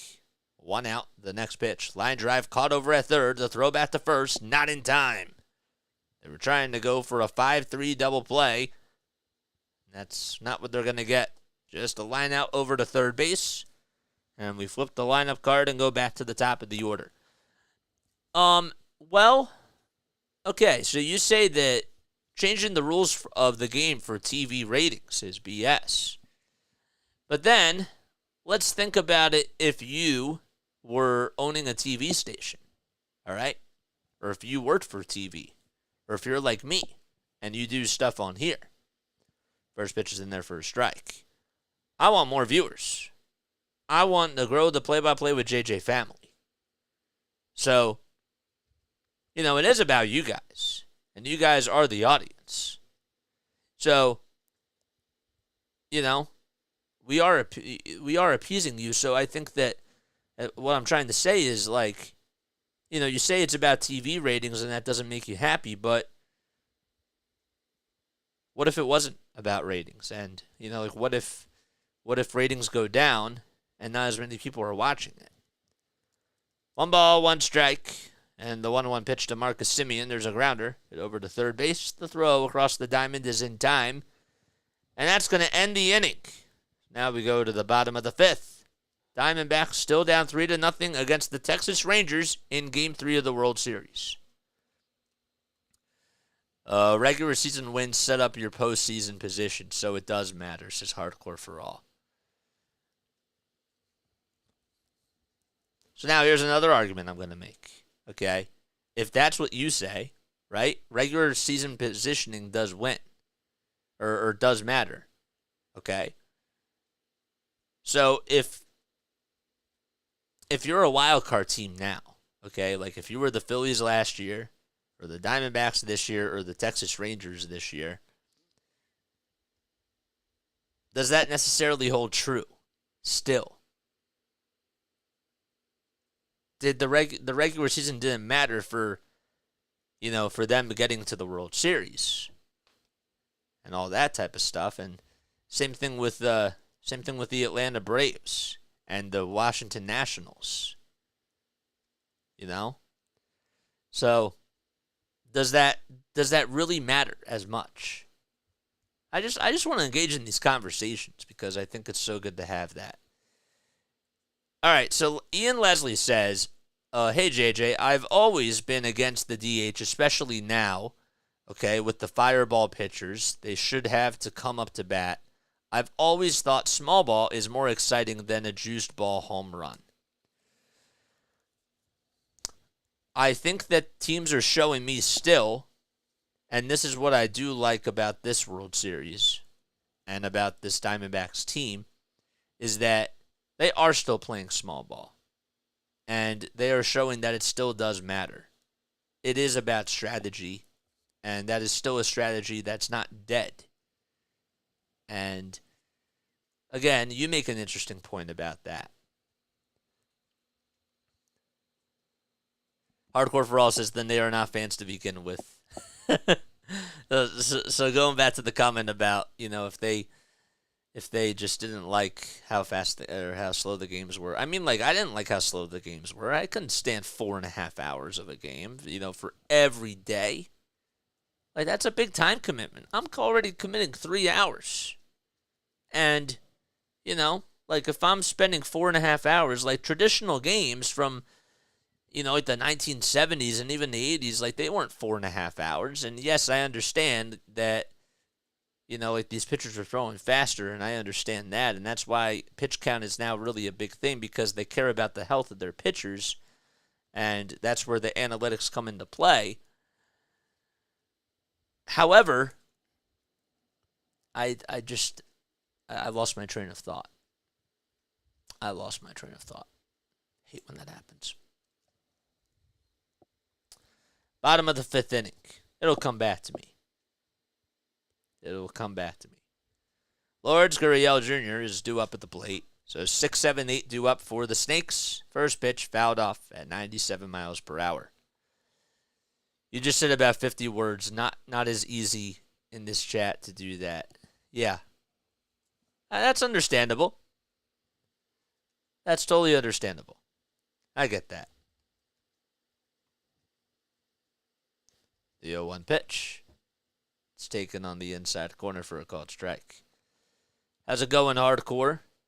We're so close to getting 30. We need 6 more. Come on, baby. Once you start changing the rules of the game, you won't stop. It'll ruin the game. You have to pay attention, says Texas Repo. Of course you have to pay attention. No balls, 2 strikes. We're in the bottom of the 5th. The pitch. Line drive, foul. But it's a little bit tougher with baseball because of the nature of the sport. And this is why broadcasters get a lot of praise for baseball if you do it really, really well, is because there's not as much action, and when there is, they stay on it, but they're good storytellers on top of that. The 0-2 pitch. There's a grounder hit over to third base. Young plays it on a bounce, throws over to first, and he got him. 1 away in the bottom of the 5th. The last game was really exciting. It was. It was very, very exciting. And I'm happy that you're back, though.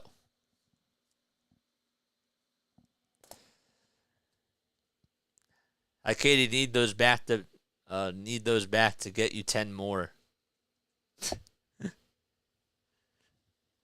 Need those back to get you 10 more.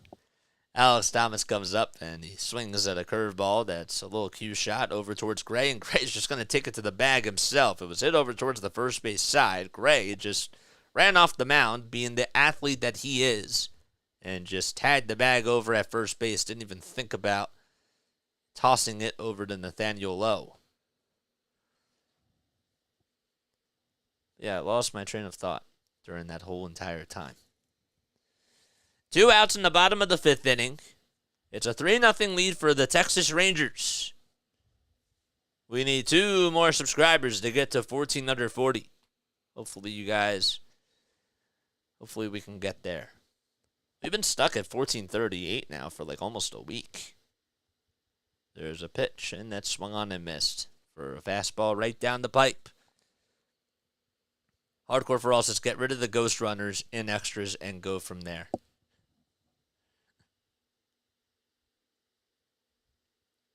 The ball's 1 strike. The 0-1, that's fouled away. But see, like, all right, here's one more question I have. And this I will remember. Does the ghost runner give the away team the advantage? Comment your thoughts on that down below. The 0-2 pitch.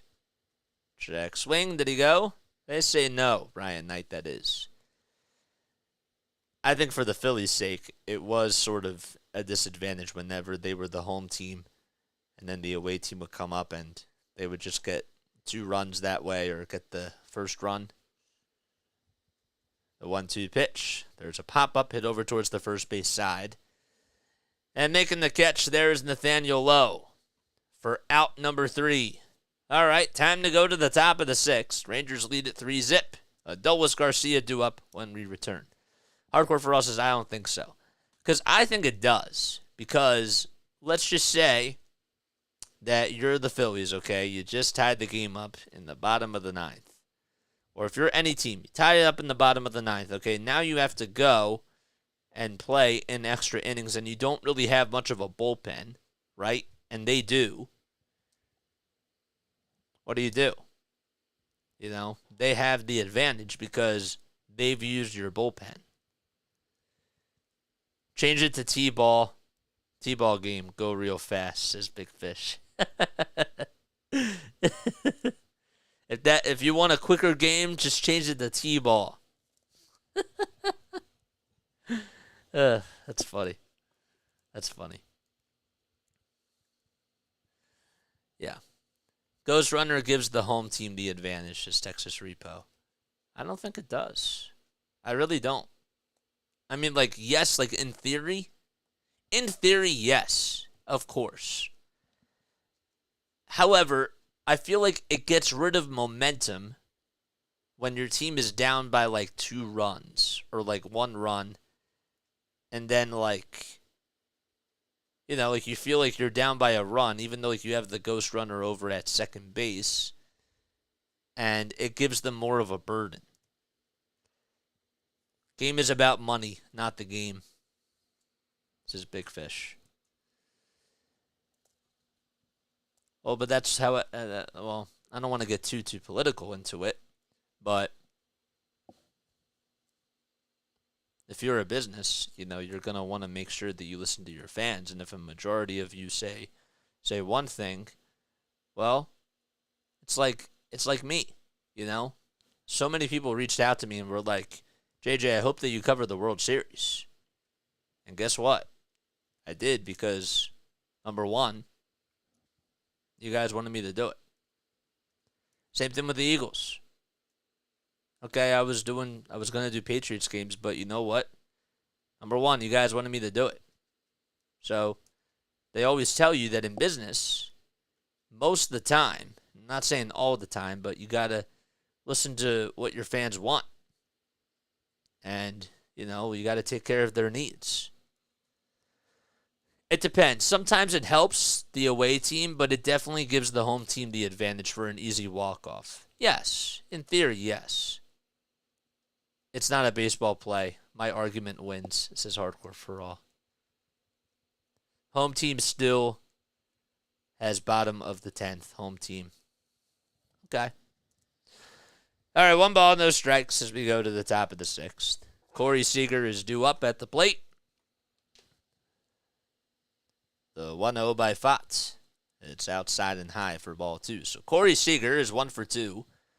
He had a 2-run homer back in the 3rd inning. That was his 2nd homer of the series, his 2nd 2-run homer of the series. He was able to tie the game up in Game 1 in the bottom of the 9th on a 2-run jack. The 2-0 pitch. There's a fly ball. It's carrying out towards the left center field alleyway. And there to make the catch just in front of the track is Alex Call. So there's 1 out here. Ian Leslie says Ohtani is not such an anomaly. There used to be a few athletes like Ken Holtzman who hit home runs in the World Series, who was a great pitcher. 1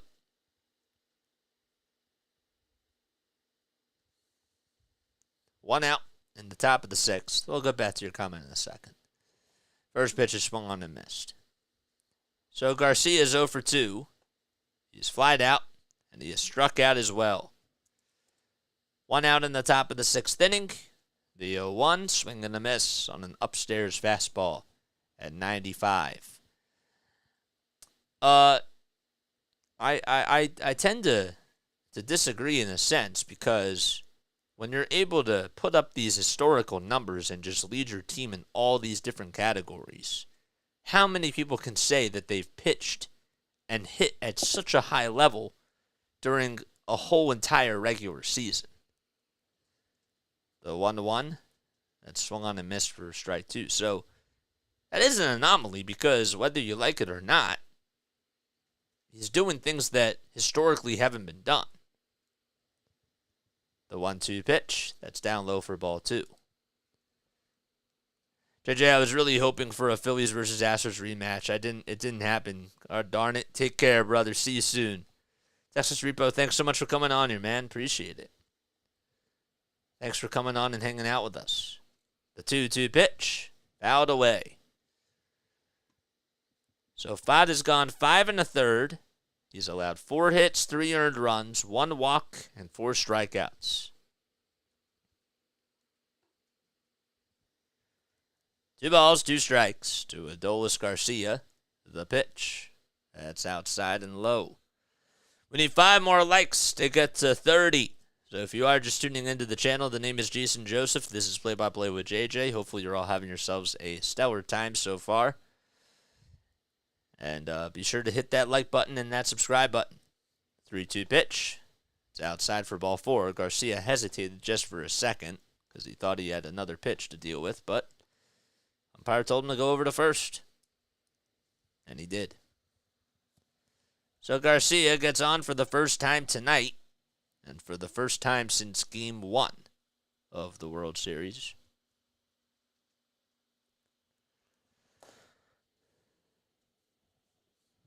So now Torey Lovullo is going to make a signal to the bullpen. So after 5 1/3 of an inning, Brandon Pfaadt's night is done.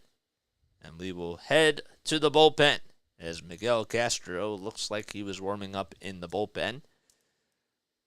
And Brandon Pfaadt's night is done. He gets a standing ovation from the fans here at Chase Field. And we have a pitching change. We'll be right back. Sip of water time.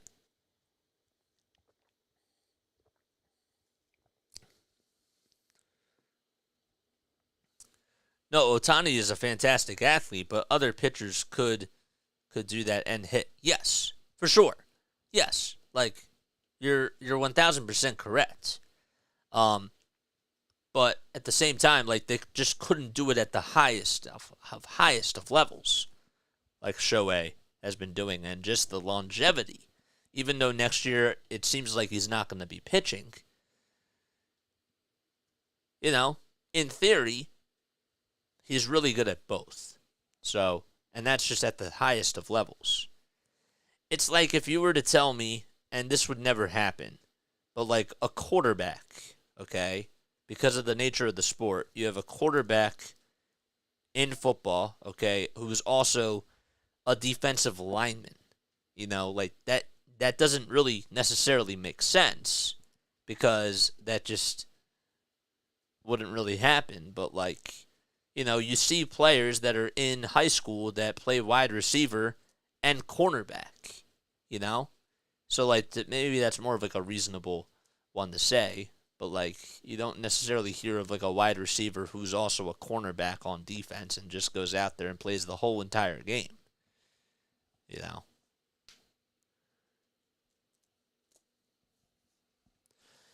Ugh. All right. There was something else to that I was going to say, but I can't remember what it is. Yeah, 24 lovely people on here watching. Welcome on into the Play-by-Play with JJ family. The name is Jason Joseph. This is Play-by-Play with JJ, where you do Phillies baseball, Flyers hockey, Eagles football, and 76ers basketball in here. So if that inspires you, or if that maybe not inspires you, but if you like that, please feel free to hit that subscribe button, man. Please feel free to do so. This aerial cam of the whole entire infield just circling around the mound, that is a really cool shot. I like that. I wish that more teams had the technology to do that. Probably using a drone to do that. And, well, I mean, like after about 3 rotations, now they can stop because it makes you a little bit dizzy. But it's a cool shot, though. I remember quarterbacks punting and place kicking.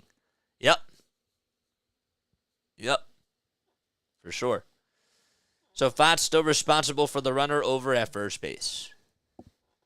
Again, he went 5 1/3. He had 4 strikeouts, 4 hits allowed, 3 earned runs.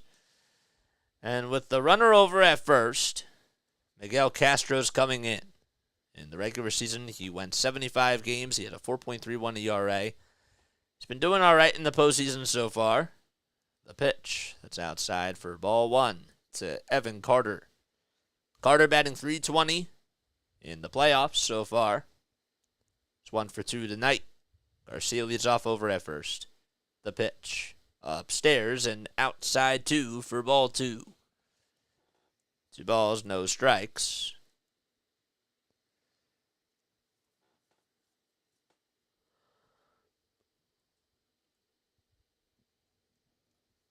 The pitch. That looked a little bit outside, but it's a called strike. George Blenda. There's one right there. So Castro's 28 years old. He's 6'7", 201 pounds too. 2-1 pitch. Line drive into left field for a base hit. That's going to put runners over at first and second as Garcia will pump the brakes over at second. And he stays put there. So that puts runners over at first and second on the opposite field single, if you will, out to left field.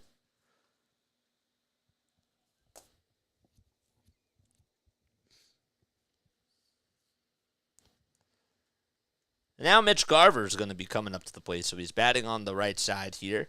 Batting .256 in the playoffs. Grounded into a 1-4-3 double play in his first at-bat. The first pitch he sees from Castro is a slider that had a lot of wicked movement to it.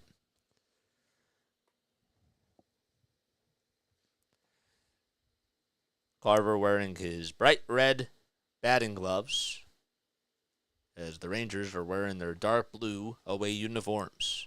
The 0-1 way outside and a good play behind the plate by Gabriel Moreno.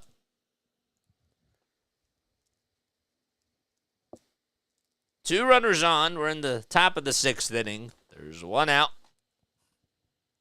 And it's a 1-1 count to Mitch Garver. Castro gets set above the belt, kicks, deals, and throws a slider that's low. So just from your perspective, okay, you can feel free to comment down below. I won't take any harm into this or whatever, as the 2-1 by Castro is taken for a strike. Kyle Nelson also getting warmed up in the bullpen. So it's a 2-2 count now. So you've seen how these calls have gone for the first 3 games, and I wanted to try a higher energy in the first game, a little bit of a medium energy in this one, and just more of like a monotone voice, like a Bob Costas-esque type of a cast where, you know, you just constantly talk and you're not as really focused on the energy. Which style do you like the best? 2-2 pitch. That's fouled off. That's for those of you that have been here. Comment that down below. 2-2. There's a pop-up hit out to shallow center field. Thomas comes running in, and he just makes the catch. And Garcia, of course, had to stay over at second base just in case. He did catch that. So it's a 3-0 lead for the Texas Rangers. Corey Seager had a 2-run home run in the third. That was his 18th career postseason homer. And, of course, Marcus Semien had an RBI single.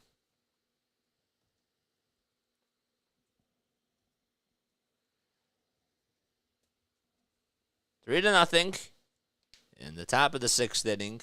2 runners on, and now 2 outs to Jonah Heim, who bounces the first pitch over towards third base. Going to be a tough play for Longoria. The throw, he got him. He's out at first base. And that's going to end the inning. So Castro comes in, and he gets the job done. No runs allowed as he keeps the damage to a low. And we go to the bottom of the sixth at Chase Field.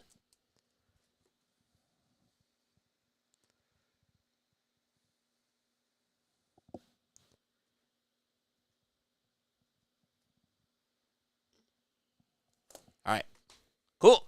Make sure you guys like and subscribe and comment down below so that way you know when I go live or when I upload. All right? Cheers to each and every one of you. L'chaim.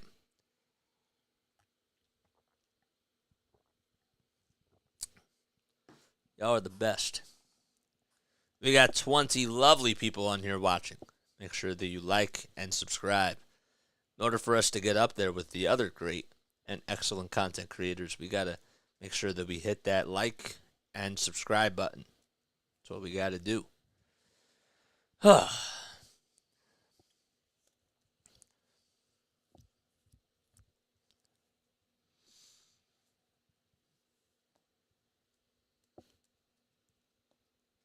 There we go. I did... never mind. Never mind.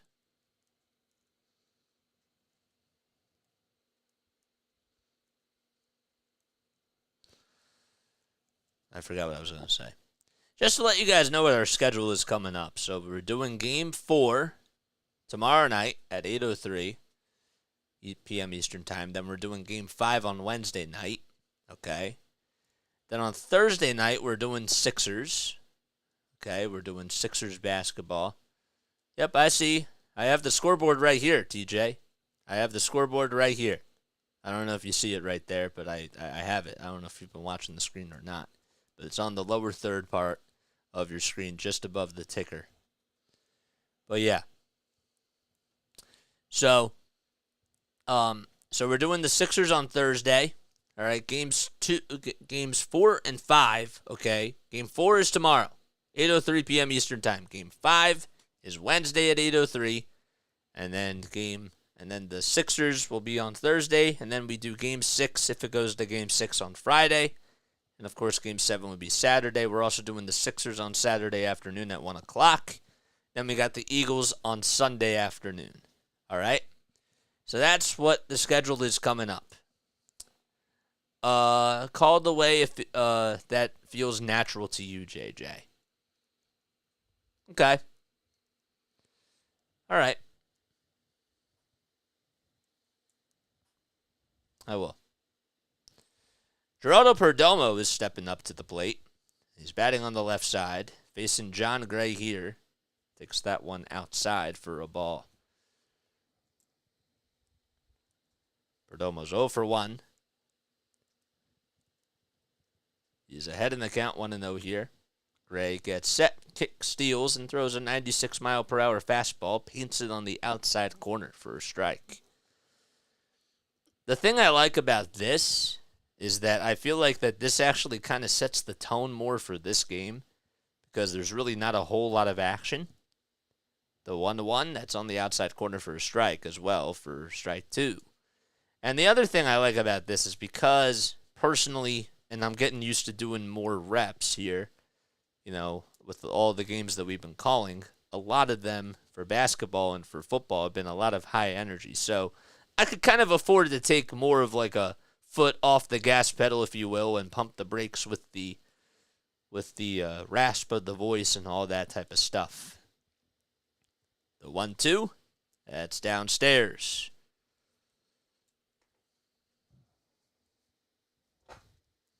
I could get away with it for this. 2 balls, 2 strikes. John Gray on the bump. 24 pitches for him. Came on in relief for Max Scherzer. And the 2-2 pitch. Swing and a miss. He gets his second strikeout of the night. And Perdomo will head back towards the Diamondbacks dugout. Not too pleased with himself.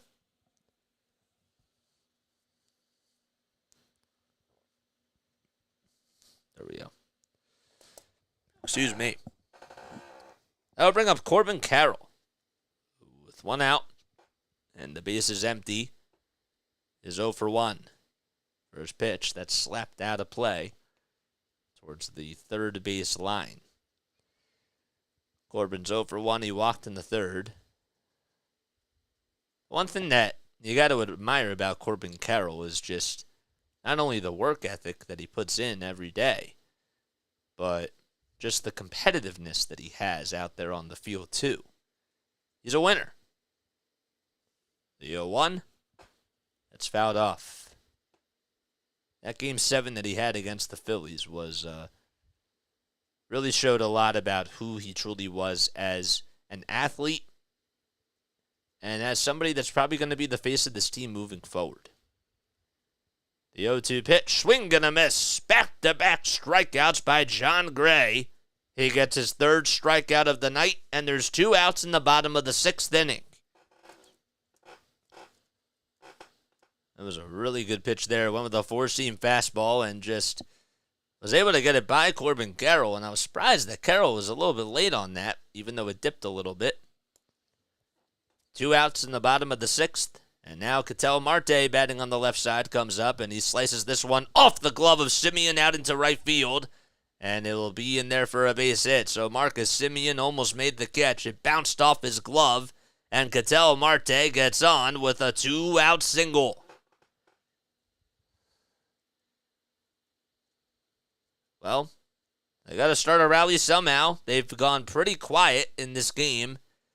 And Semien just not able to make the catch. It just bounced off of the tippy top of his glove. And he was caught looking down at it saying, "Oh, I thought I caught it." But he didn't. Now Gabriel Marino's due up. And the first pitch was a fly ball. It's hit out to shallow right field. Garcia comes running in though. And he will make the catch. And that's the end of the inning. No runs, 1 hit, 1 man left. Time to go to the top of the 7th as 7, 8, and 9 are due up for Texas. More base running, more Texas fielding. Errors adds to the excitement. Yep. You're not wrong. And home runs do too. Home runs definitely do too. So. All right. Time now for our MLB World Series trivia question of the night. So if you are new to the channel, what we do is we ask a trivia question, and if you get it correct, you'll hear this. If you get it wrong, this is what you'll hear. Okay. All right. So, our World Series trivia question of the day for this will be this. Okay, here we go.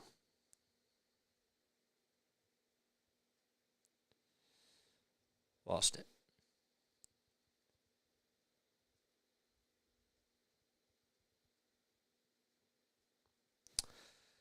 Here we go. All right. Who was the first player to ever hit a grand slam in the World Series? All right. I want to know who was the first player to ever hit a grand slam in the World Series. Comment your answers down below. Reggie. Incorrect. Ruth. JJ Ruth. I see what you did there. That was funny. Nope. The first player to hit a grand slam in the World Series was who? Keep guessing. Flyers did lose 3-2. Just wanted to confirm that. Who else? Come on, more and more guesses. Fire away. You can spam because we don't have a lot of people on here, so you can just spam your answers. Just keep guessing.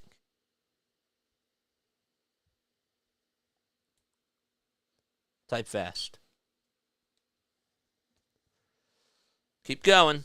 Okay, here we go. Yogi. Nope. Reggie Jackson. Nope, we said Reggie. Ty Cobb. Milky Way. What's up, Glenio? Nope. Keep guessing. Had to refresh. What was the question? Who was the first player to hit a grand slam in the World Series? That's what I want to know. Kyle Nelson's going to go out there. He's 7-4 in the regular season with a 4.18 ERA. In the postseason, though, he's gone 3 1/3. He's allowed 3 hits, 1 earned run.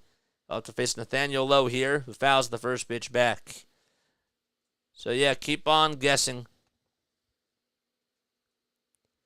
What's the question? I just asked it, man. Who was the first ever player to hit, or the first player ever to hit a what's the first player to hit a grand slam in the World Series? All right, that's the question. Joe Jackson. The 1-1 pitch, that's down low. So the second pitch was inside. Next pitch after that was down low for a ball. Smith. J.J. Smith, that doesn't count. I don't know what you mean by Smith. The 2-1. There's a fly ball hit out to left field. It's carrying going back towards the track, and Gurriel Jr. is able to make the catch right at the track. Be like actually serious. I don't know who you mean by J.J. Smith. Hank Aaron. Nope. Elmer Smith. That is correct. Elmer Smith was the first player to ever hit a grand slam in the World Series. Thank you for playing Phillies Trivia. I figured you were going to say that, but you also could have meant Dom Smith or, Steve Smith or anybody else. Elmer Smith. Yes. Yep. 1 ball, no strikes. So Josh Young, who takes the next pitch down low for ball 2. Again, Kyle Nelson out there on the bump for the Arizona Diamondbacks. Was drafted by the Cleveland Indians in 2017.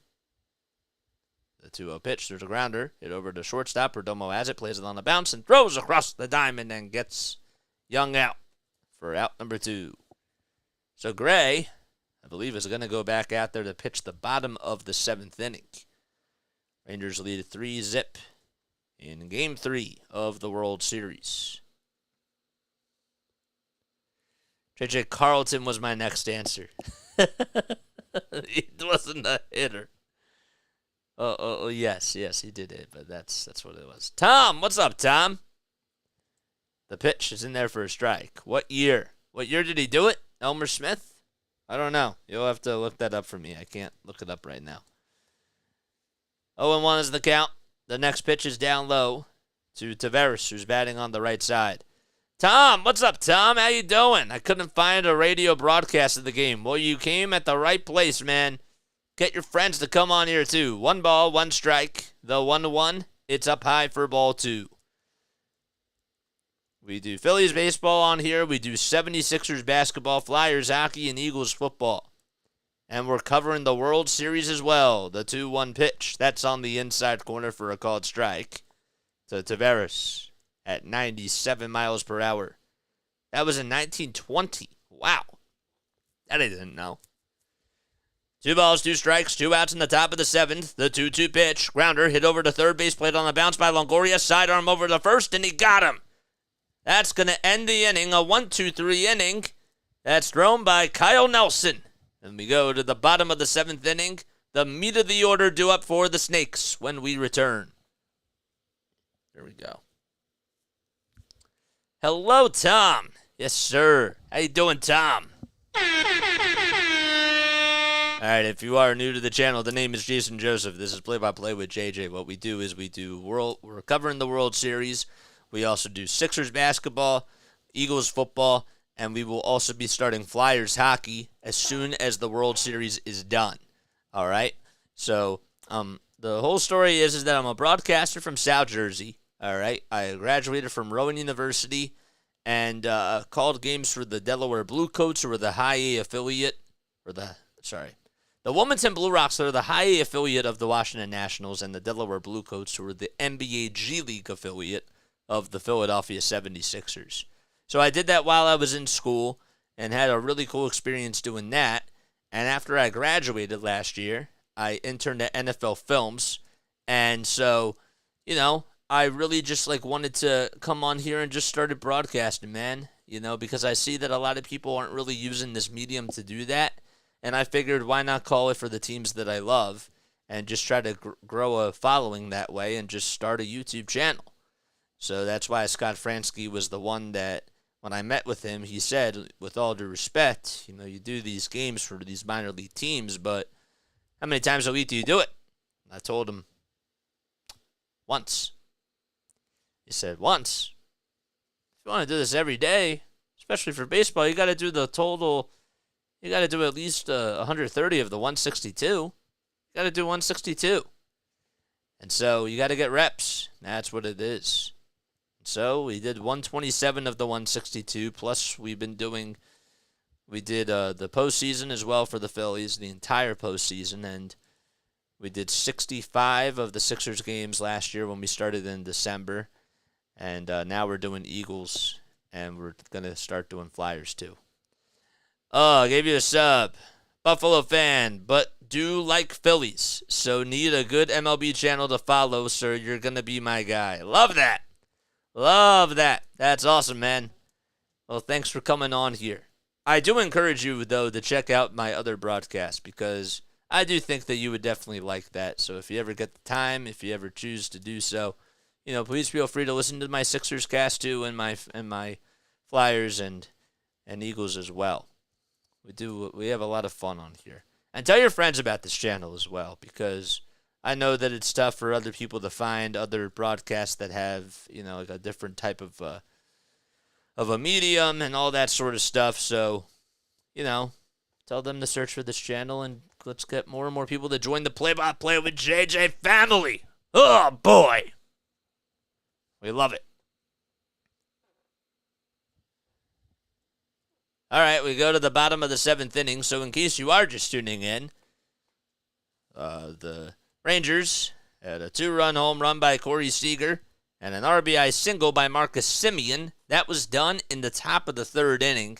That's been all the damage done in this game. Christian Walker was out at the plate trying to extend what was a single and get an RBI or get a run scored out of it. But he was over at second base and got gunned out at the plate. And that was the end of that for the offense for the Diamondbacks because they've only put up 3 hits in this game. There we go. We reached 1440. If you just subscribe to my channel, comment who you are down below. Yes, yes, yes. The World Series is tied 1-1. Rangers were able to take Game 1 and come back and win by a score of 6-5. And the Diamondbacks were able to take Game 2 of the World Series as well. They won 9-1 and put up a very big offensive clinic. And now Josh Boers is going out there to pitch for the Rangers. He's gone 8 2/3. He's allowed 2 hits, 1 earned run, and has 7 strikeouts and only 4 walks allowed in the postseason. So those are his postseason stats. To the person that just subscribed. Also, Juvenage, feel free to drop your link down below as well. So here comes Christian Walker. 4, 5, and 6. 2 up for the Snakes. First pitch to Walker. It's outside and low. So Boers throws a slider there at 89 miles per hour. Sports fan in general. I deal with sports cards, so need to be in the know all the way around, so sounds good. 1-0 pitch, grounder, hit over to second base, and the throw over to first by Simeon is just in time to get Christian Walker. So there's one out in the bottom of the seventh. And now Tommy Phaadt's coming up. I wanted to read the rest of your comment. Seen the 2-homer bomb by Seager before lost coverage. Wow. That's it. That's all that you missed. Tommy Phaadt's due up at the plate, and he takes a curveball that's down low for ball one. So, just out of curiosity, Tom, when you search for World Series, was this like one of the first things that popped up? The 1-0 pitch, there's a fly ball. It's carrying out to right center field, and Taveras won't be able to get there. Hits the 413 sign. Pham's going to go into second base standing, and he cruises in with a 1-out double. And now the fans start to cheer at Chase Field as they all stand up, and Tommy Pham, who was slicing and dicing that pitch out to right center field, was able to get a good hold of it, and he made good contact as well. And just continues to be a hitting machine for the Arizona Diamondbacks. There you go. Make sure that you go like and subscribe to my boy G. Vanuzzi. There's gaming on here. He hung that one. He did. That was a hanger. Lourdes Gurriel Jr. now up, and he takes a curveball for a strike. Just on the upper third of the zone. It's actually in between the upper third and the middle of the zone, so... The ball's one strike. Gurriel Jr. is 0 for 2 tonight. Boards gets set at the letters. Looks back at second. Now back to the plate. Back to second again. Back to the plate. The 0-1. A 98-mile-per-hour pitch that's just fouled off. It was outside. World Series wasn't having any luck, so I went basic MLB play-by-play, and you were number 1 or number 2. All right, cool. Cool. Great. No balls, 2 strikes. 1 out in the bottom of the seventh. The 0-2 pitch. Swing and a miss. And Gurriel Jr. gets tagged out by time. And there's 2 away. So Josh Boers is able to get the strikeout. There's 2 outs in the bottom of the seventh. That was a nice big pitch thrown by Josh. It just dipped out of the zone. It was a breaking ball that just hit the dirt and was nowhere near the strike zone, and Lourdes Gurriel Jr. got fooled there.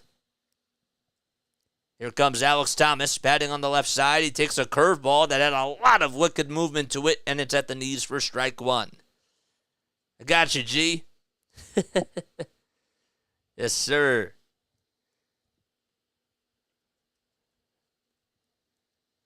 The ball's 1 strike. The 0-1. Inside and high at 99 miles per hour. So that makes the count 1-1.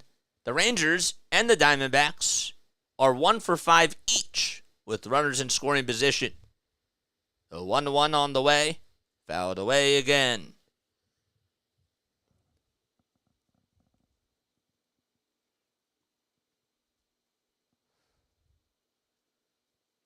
So Spores is from Washington, D.C., played at Virginia College, was the 74th pick of the 2015 draft by the Dodgers. The 1-2 pitch, that's a curveball that's way outside for ball 2. Yes.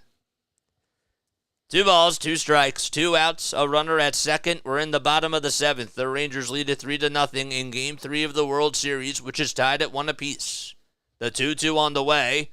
It's popped up, hit over towards the first base side, and it'll go out of play about 5 or 6 rows behind the first base dugout.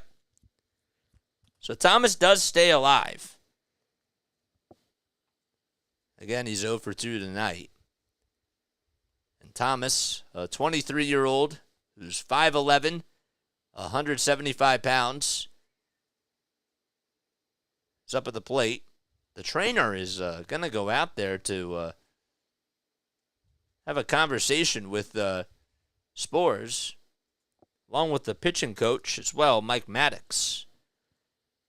Jung's going to gather over towards the mound too, so I don't know if he has some sort of discomfort. That's what I guess that it is. Bruce Bochy's also out there, so they're going to test a few warm-up pitches for Sborz.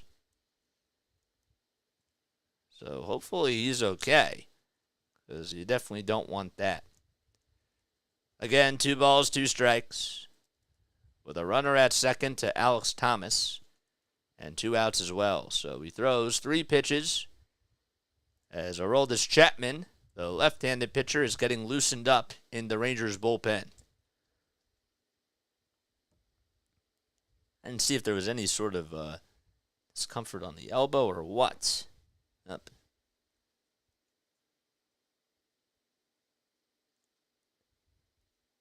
It looked like he was in just a little bit of pain. Maybe he overstretched something, I don't know. But Alfonso Marquez and everybody else, the home plate umpire that is, goes back to their spots. 2 balls, 2 strikes, 2 outs in the bottom of the 7th.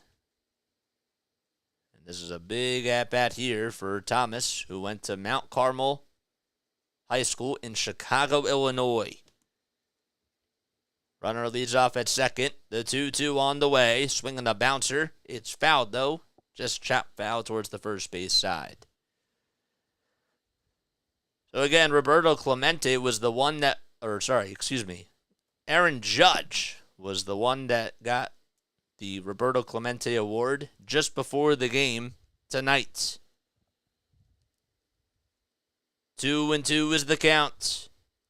Sborz on the mound, the 2-2 pitch, another foul ball. It was on a curveball at 86 miles per hour. And Thomas just continues to put up an epic battle here. 14 pitches by Sborz. And this, I believe, will be pitch number 8 in this at-bat. The 29-year-old going up against the 25-year-old. And time is granted to Thomas here. So let's just take a very quick step out. The 23-year-old, I beg your pardon. 29 versus the 23-year-old.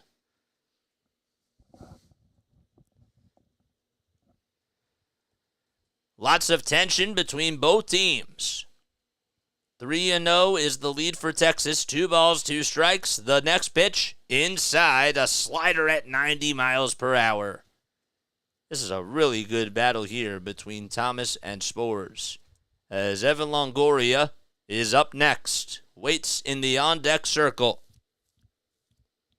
Big pitch coming up here to Alex Thomas. Hearts are racing. The 3-2 pitch. Swing and a miss. And Sborz is able to strike him out. Goes with a curveball that's inside and at the knees, as it just dropped, and Thomas swung over top of it. And we go to the top of the 8th inning. Rangers still lead it 3-0, and the Diamondbacks leave a runner over at second.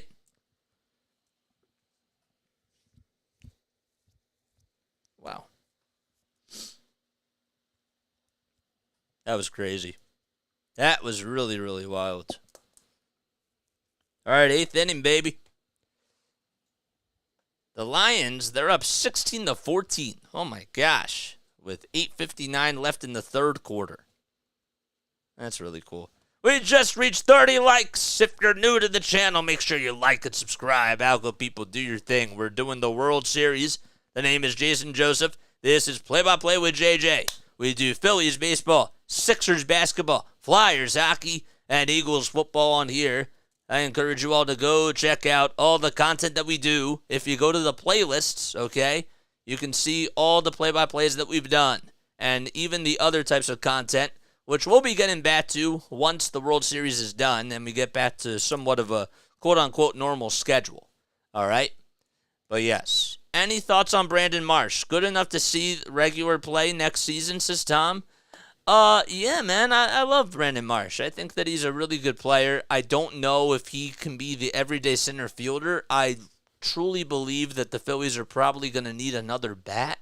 As weird as that sounds, even though the bats just didn't come through, I think that it's important for them to get another outfielder who's really versatile, because if Bryce is going to be playing first every day, you don't want Schwarber in the outfield. You need Schwarber's bat. there's just something to be said about going after a center fielder that has speed, that has power, and that can just play every day. But they could definitely use another arm in the bullpen. Okay, I love Painter, and I love Abel. I think that they are probably going to be good players in years to come. But I want bona fide starting pitchers that can give you really good innings, and you're going to have to re-sign Aaron Nola. There's no doubt about it. You're going to have to keep him. Those are my thoughts on that. But how about you in regards to Brandon Marsh? I think that he could be an everyday center field or an everyday left fielder, but I want another outfielder. And I like Rojas. I think Rojas is great, but he has a lot to work on this offseason. You know? Definitely agree. Think it's a weak spot, despite liking Marsh and wanting to see him crush it. I think it's more about Rojas, you know, but at the same time, I get that. Luis Frias is going out there to pitch for the Arizona Diamondbacks. First pitch was outside. Second pitch was on the outside corner. So it's a 1-1 count. Marcus Semion's up at the plate. It's the top of the order. 1-2-3 that's due up in the top of the 8th inning. The 1-1 outside for ball 2 at 97 miles per hour. So 2 balls, 1 strike. There's Torey Lovullo in the Diamondbacks dugout. The next pitch, grounder, hit back up the middle. Marte has it, gobbles it up, throws over to first, and Semien is out by a step. There's Shane Vittorino and CC Sabathia and Albert Pujols all sitting next to each other in a suite. And, of course, Aaron Judge at the game. Of course, we talked about him before. Won the 2023 Roberto Clemente Award. There's Joe Torre as well and George Brett. George Brett's there. Oh, he looks great. Here comes Corey Seager, and he takes the cutter that's inside and low. So 1 ball, no strikes to Corey Seager. The pitch by Frias is in there for a strike on the outside corner. Corey has 5 homers in the postseason, 2 in this series. 1 of them came tonight. The 1-1 pitch, a big swing and a miss there on a 4-seamer at 97 miles per hour that was on the upper third of the zone. 1 ball, 2 strikes, and 1 gone in the top of the 8th inning with nobody on base. Rangers lead 3-0. The 1-2 pitch, swing and a miss. A cutter that was down low and in the dirt as well. And there's now 2 away in the top of the 8th inning. Can't believe that Seager went chasing after that pitch. But he did. Oh, boy. So 2 outs in the top of the 8th inning on 8 pitches by Frias. Here comes Adolis Garcia.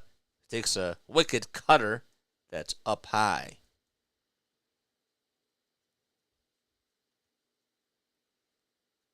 The 1-0 pitch popped up, out the straightaway center field. It's carrying, though. It's going back just in front of the track, and there to make the catch is Thomas. And the inning is over. Adolis Garcia hobbling in just a little bit of pain. He's grabbing onto his side. Don't know if he overstretched something or not, but that is not a good thing for him. He's just holding on to his left side. And they go to break. So keep your eye on that. Great. Another guy getting injured. Just what we want to see. Ugh.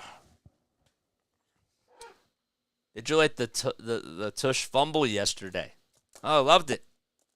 Yeah, no, that was the second turnover in the end zone. That was beautiful, absolutely beautiful, very stunning. John's here. What's up, John? How you doing, my guy? Love you, man. What's up, John? Our brother. Cheers, l'chaim.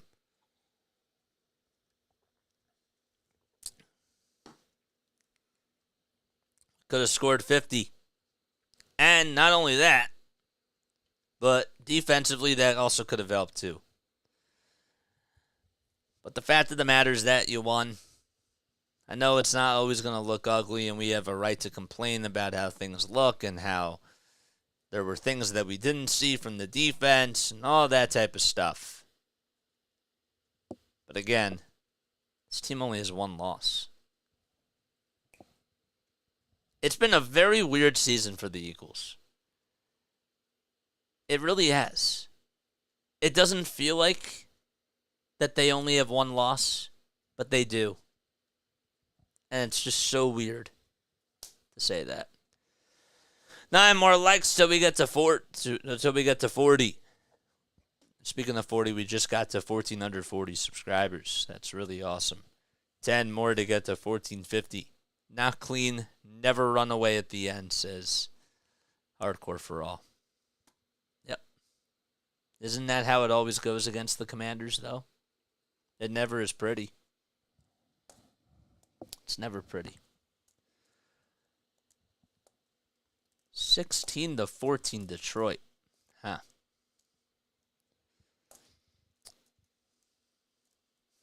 All right, what does this say? Love the tush push fake, though. Yeah. It was just not executed the right way, and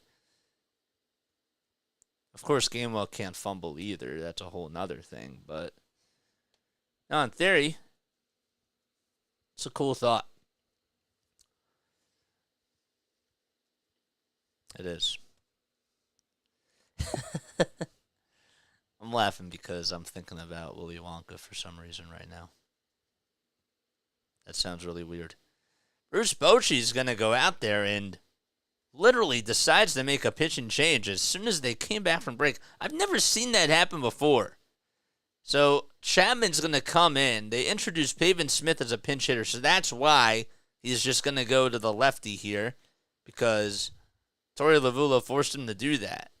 And I don't know. I really don't know about that, but we have a pitching change. I didn't even know that was allowed after an inning change, but you learn something new every day. And Chapman will head out there to pitch the bottom of the 8th inning after this. Detroit just fumbled inside the 5. Same in Buffalo, right there, returning all the talent, but the fan base immediately acts like sky is falling when it is a tough performance. It's the NFL. Any given week, it can go wrong, for the refs or anything. Yep. I think that's how sports is, though. I mean, let's talk about it from a basketball perspective, okay? Everybody was, when you look at the Golden State Warriors, okay, even when they got Kevin Durant, there were people that I knew that were not happy about the Warriors even after they got Durant, because they would look at wins and losses in the regular season and they would say, they should have outscored these opponents by a lot of people because they had the tattoo on their back of blowing the 3-1 lead the year before. So because of that, people came into the next season with expectations of winning the championship.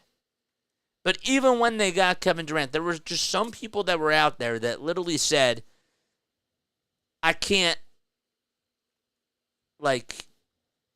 if I'm going by game to game, I need to see them blow out teams in order for me to believe in this team. When really, it was the fact that they needed them to win the whole finals in order for them to actually believe, or to just see them back in the finals with Kevin Durant. I hope that makes sense, but it's sort of the same type of thing with this, because I feel like Eagles fans aren't going to be satisfied until the playoffs come and we're in. Even maybe after this week when we play against the Cowboys, they might be excited about something. Same in the World Series when the umps miss calls 4 inches off the plate. Of course. Yeah.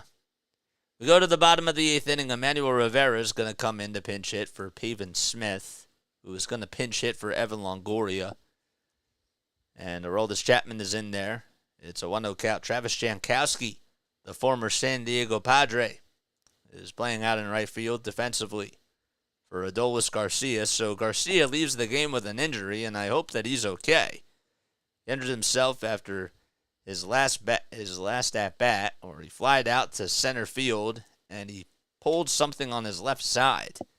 1 ball, 1 strike to Emmanuel Rivera, and he takes the next pitch upstairs for ball 2. But yeah, that's how sports goes. That's why we love sports, and that's why, and that's what we sign up for as sports fans. It is. 2-1. And the pitch. There's a fly ball. It's hit out to right field. It's drifting foul, and it'll find the seats. So Aroldis Chapman is a little beard going. Looks pretty good. And his little mustache, too. Got some cool facial hair.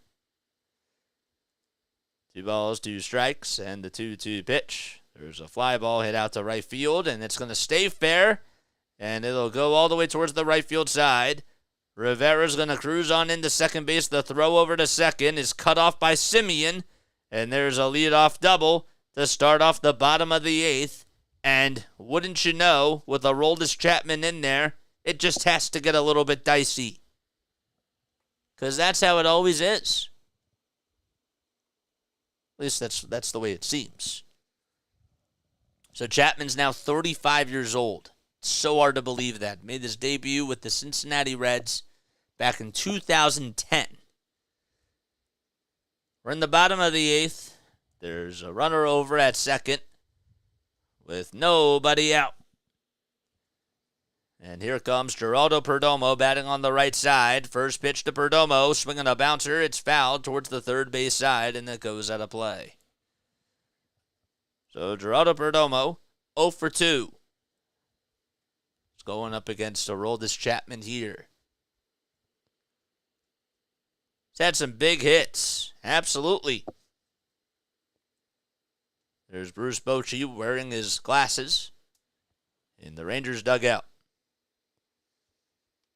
So Garcia was grabbing onto that side, that left side of his. They were reporting what's going on. He had to go back into the clubhouse just to get checked out. So that's not a good thing for the Rangers if they're going to miss him for an extended period of time. They certainly could use his bat because he's been owning October. That would be a big loss. The 0-1 to Perdomo, way up high for ball 1 at 99 miles per hour on the gun.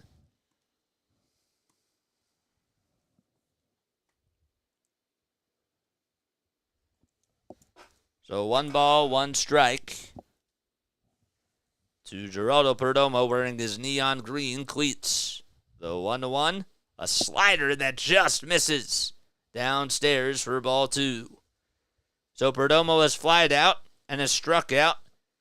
He has 2 homers in the postseason along with 3 RBI.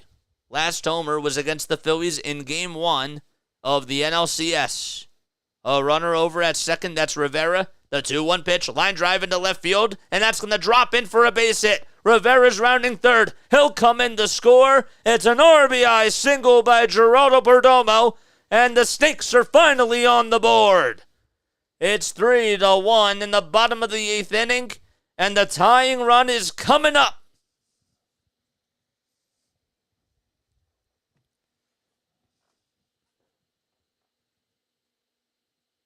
So Perdomo got jammed on that pitch and just blooped it out to left field and got himself an RBI single. And even everybody in the dugout telling him to go home. And Perdomo does it as he sparks a rally here. And he's over at first base McKay, the first base coach, David McKay, talking things over with him. Corbin Carroll is coming up, and he's representing the tying run here. This is a big inning and potentially the climax of the ball game. And let's see how Carroll does. So Chapman gives up a run there. And now he has to go up with another lefty. So power on power. And who will win the battle? That remains to be seen.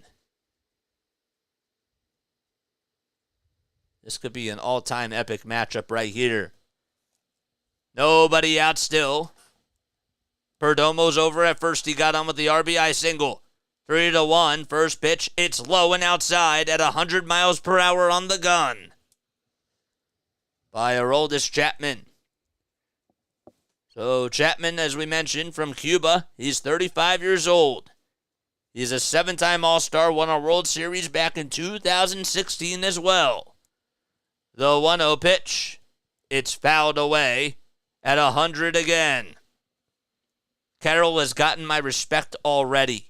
I'm with you, Tom. He's an incredible athlete. Jose Leclerc is getting warmed up in the Rangers bullpen, just in case something else happens. The throw back to first, not in time. Yep. He's been worth every penny of that contract so far. 1 ball, 1 strike to Corbin Carroll, who's 0 for 2 tonight. Chapman wants a new baseball, and he gets his wish granted by Alfonso Marquez. Tying run up at the plate in the biggest moment of the game. 11 pitches by Chapman in this inning so far. Perdomo dances off the bag, moves for a quick second to throw to home plate. It's 100 miles per hour on the upper third of the zone for strike 2. You couldn't have thrown that pitch any better. That was the definition of a perfect pitch. Ketel Marte waits in the on-deck circle. Of course, he'd be batting on the right side. He's a switch hitter. 1 ball, 2 strikes to Corbin Carroll. Nobody out in the bottom of the 8th inning. Tying run up at the plate. Chapman kicks, fires, the 1-2, upstairs. Another fastball that reaches the triple digits.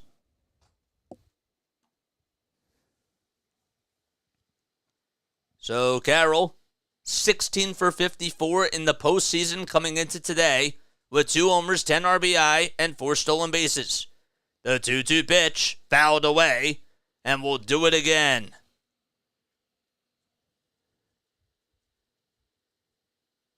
It's from Lakeside, Seattle. He was first in steals, first in average, tied for first in homers, first in extra base hits, and that's just among all National League rookies. And he's playing in the World Series for the Diamondbacks in the leadoff spot. The 2-2 pitch, strike 3 called. He got caught looking at a slider at the knees. And there's 1 out in the bottom of the 8th inning. He got frozen on that pitch. He certainly froze up there.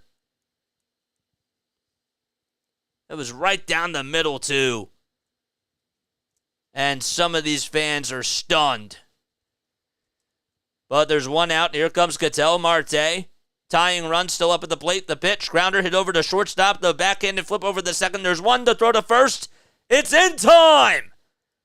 Wow, what a play by Marcus Semien. All started up, though, by Corey Seager. So Seager was able to make a underhanded, backhanded flip over the second for 1, and Semien just threw it over to first to barely, and I mean barely, get Marte out. And there's a double play, and that ends the rally. So we go to the top of the 9th. It's a 3-1 lead for Texas.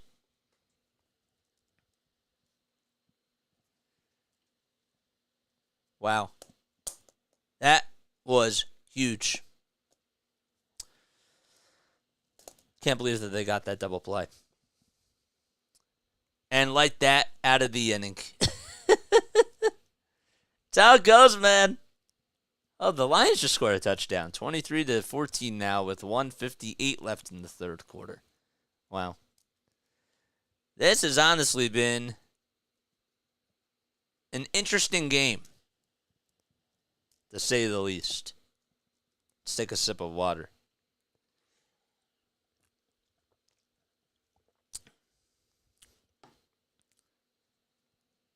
Gibbs, 115 rushing yards for the Lions. Wow. That's impressive. Wow. If you guys are new to the channel, spike the like button and hit that subscribe button. My name is Jason Joseph. I'm a play-by-play announcer from South Jersey and went to Rowan University, graduated last year. If you guys love my content, if you love my style of casting, please make sure that you like and subscribe. All right?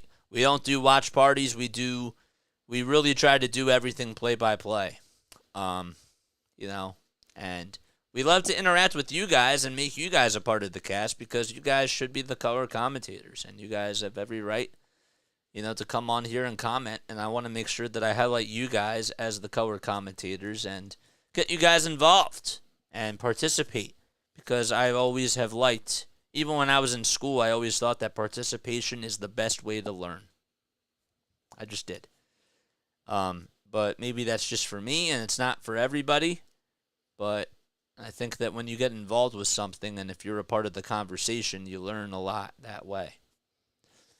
So there we go. That's my little spiel. Thank you for listening to my TED Talk. And now back to the program. All right. We got 25 people on here watching. If you guys think that the Rangers are going to win, hit that like button and hit that subscribe button. If you think that the Diamondbacks are going to win, hit that like button and hit that subscribe button. If you think neither team is going to win and that it's going to end in a suspension, even though the Diamondbacks would have to tie it and then the game would somehow have to get suspended, make sure that you like and subscribe. And turn on that bell too. All right, time to go to the top of the 9th inning. Time we start, 8:03. So we've been doing this for 2.5 hours. It feels like it's been a longer game. I don't know why. It just feels like it's been going on forever. But that's it. All right. So, yep, Marte they got him. Got him right there. Can't believe that Simeon was able to get him out. Excuse me. All right. We go to the top of the 9th inning. Rangers lead it 3-1. And they're coming back up to bat. Who's on the mound, JJ? Well, I'll let you know in just a second. I will most certainly let you know in a second. It is Luis Frias, who's back out there to pitch the top of the 9th inning. So Emmanuel Rivera still over at third base as he came in to pinch hit for Pavin Smith, who was supposed to be the pinch hitter for Evan Longoria. But because Aroldis Chapman was used by Bochy, they decided to go with a righty. Evan Carter is due up at the plate. He is 2 for 3 with 2 singles tonight, and has gotten at least half the hits, or about half the hits, if you will, for the Rangers. First pitch, that's outside for ball 1. The 1-0 pitch to Carter, outside again for ball 2 at 96 miles per hour.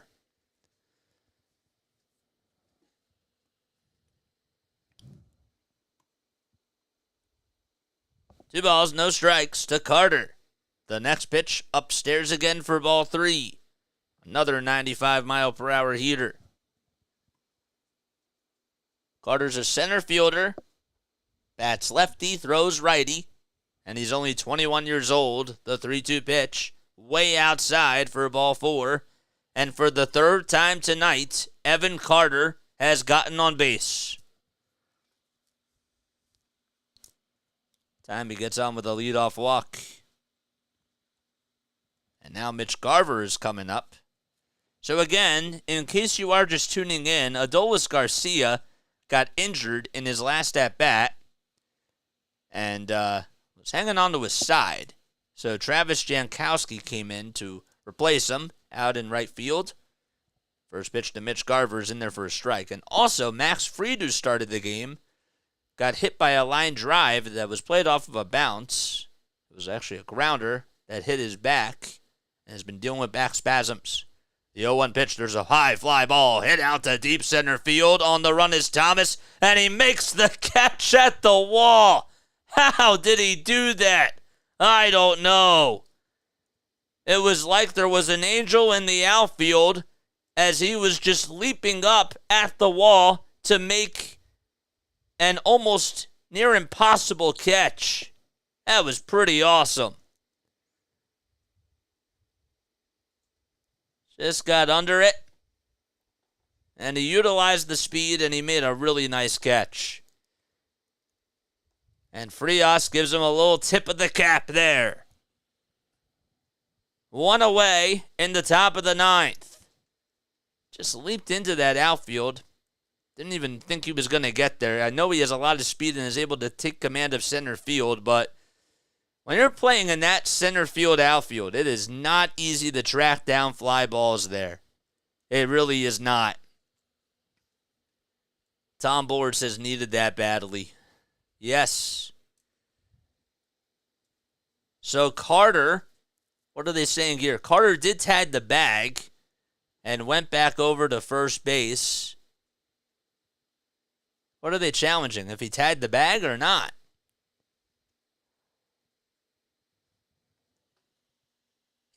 I think he tagged the bag. So if the call's overturned, Garver's going to be out at first. There wasn't even a throw back to first base that I saw. He tagged the bag. He certainly did. He tagged second base. And I think he was in the baseline. So they're going to challenge this. Arizona wants to challenge it to see if he tagged the bag and if he was running towards the baseline when he tagged second base, just to go back over to first. So the call was confirmed, and he is safe over at first. Okay, so it's just a fly out the straightaway center field, and there's one out in the top of the ninth, and Garver is safe over at first.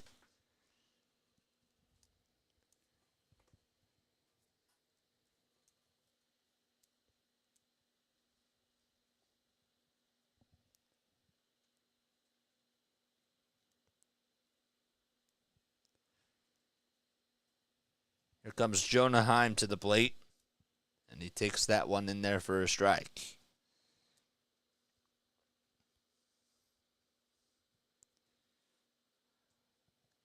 So no balls, one strike to Jonah Heim, who's 0 for 3 tonight. Throw back to first to try to get the runner, not in time there.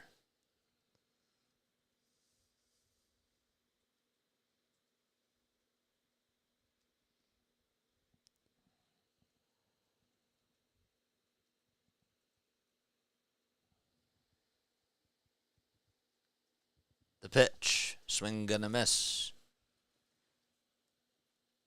So Evan Carter was the one that got on with a walk, and he was safe over at first base. So Garver's the one that flew out to straightaway center. Now we're good. No balls, 2 strikes to Jonah Heim. With one gone in the top of the ninth inning, throw back to first again. Ooh, just not in time. He just got back in there safely. Just was able to dive back in there.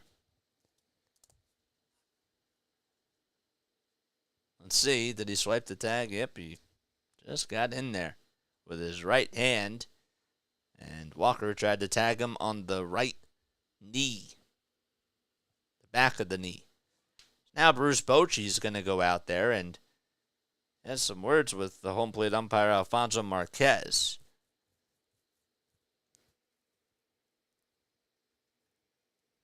I don't know if these, I don't know if it's about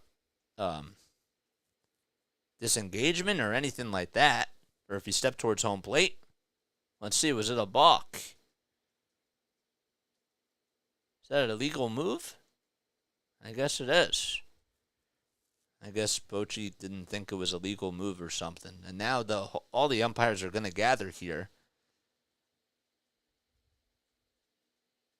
This is bizarre.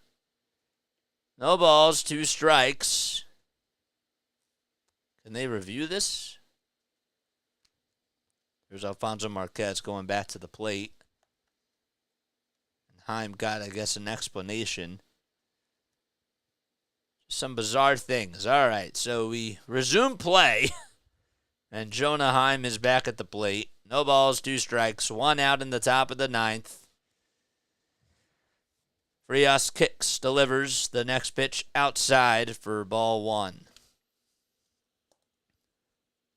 If you are just tuning into the channel, my name is Jason Joseph, and this, of course, is Play-by-Play with JJ. Jonah Heim at the plate. 1 out in the top of the 9th, 1 ball, 2 strikes. Rangers lead it 3-1.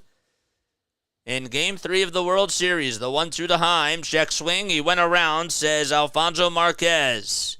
And Heim strikes out there. There's 2 away in the top of the 9th. That was a curveball that went into the dirt, and Heim certainly did go around.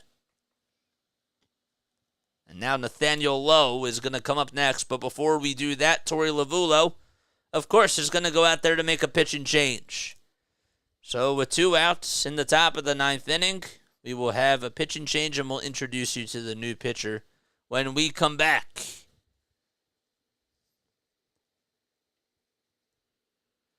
We're so close to getting 40. We just need 3 more. We need 4 more.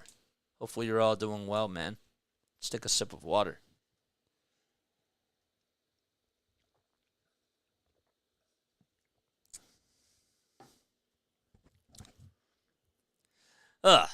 So yeah, the name is Jason Joseph. This is Play-by-Play with JJ. We do Phillies baseball. We do 76ers basketball.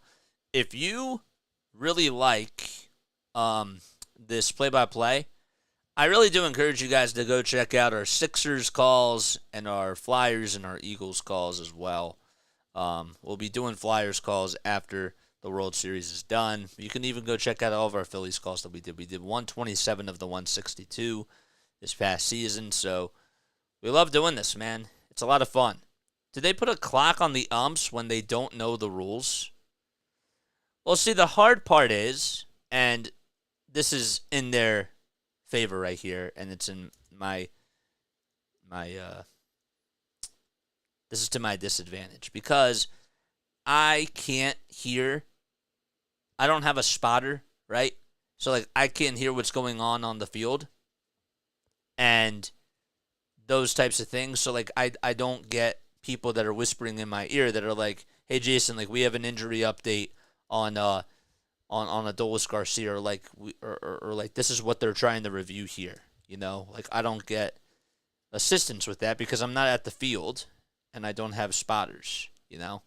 So, excuse me. So, in essence, they probably knew what they were talking about, but I'm the one that sounds crazy because I don't have that type of technology and I don't have those type of people that are out there to help give me more info as the action's going on. Because it's hard, you know? This guy sounds like he should be on ESPN. Mark, thank you, man. I really, truly appreciate that.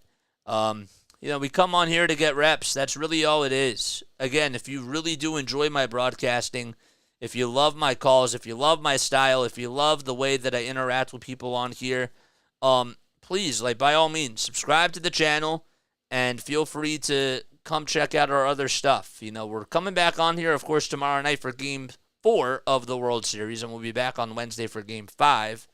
Then we got the Sixers for Thursday night.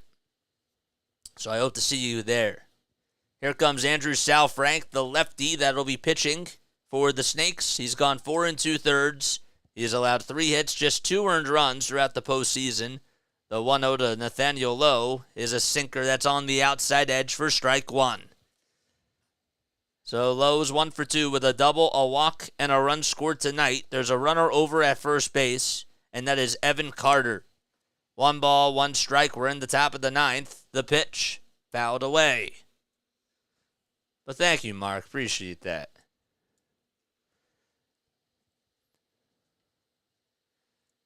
So Sal Frank with 3 pitches so far. It's a 1-2 count. Rally towels waving at Chase Field. Not a fan sitting down. The 1-2 pitch bounced off the glove of Sal Frank. It was a grounder, but the throw over to first by Marte, it's just in time. That was a weird play. It bounced off the glove of Sal Frank, and Marte did a good job of just playing it like it was a routine ground ball. And we go to the bottom of the 9th inning. Last chance for Arizona, and Jose Leclerc, it looks like, is going to go out there. It was a rhetorical question. They seem to want to put a clock on everything. Okay. All right. I didn't get that at the time. I'm sorry. I did not understand that. Okay, but I get it. But still, I do want you guys to know that sometimes if I sound like I'm guessing on something, I only know so much. I'm not necessarily at the game, even though it sounds like I am. Even though you can't hear anybody else in the background, and you can't hear, 50 or 45,212 people. You know what I'm saying? You bet I'm enjoying listening to your broadcast. Thank you, man. Appreciate it. Somebody actually reached out to me the other night and was like, maybe this was like 2 weeks ago or 3 weeks ago. They were like, I'll be honest, like I listen to your cast like afterwards if I can't like listen to the full game, and I sometimes fall asleep to your cast, especially when you do baseball, because you can just fall asleep to it. And I like, thank you, because that's a high compliment from you guys. You're the ones that are really welcoming me into your phones, into your lives, and that's a privilege, because you could be doing other things with your time, and the fact that you're spending time with me and you enjoy this is what makes us family. And that's what makes it special. And with basketball, even though the pace is different, and we're going to be doing more and more games, with football it's nice because it's only once a week and we have a style for that. But with basketball and hockey, even though the pace is going to be faster, and we're still trying to rebuild our audience from that because it's a new season, and we're not doing Phillies games anymore and getting the numbers that we were getting because of that. It's going to take time, but I think that we can incorporate this style of broadcasting with it, even with the different styles of the game. Frank Howard passed away today. Oh, man. Frank Howard. Rest in peace. 87 years old, if I did the math properly in my head. Born in 1936. It's crazy. So here we go to the bottom of the 9th inning. Diamondbacks have 6 hits and have only been able to manufacture 1 run. And Jose Leclerc is going to try to seal the deal for the Rangers.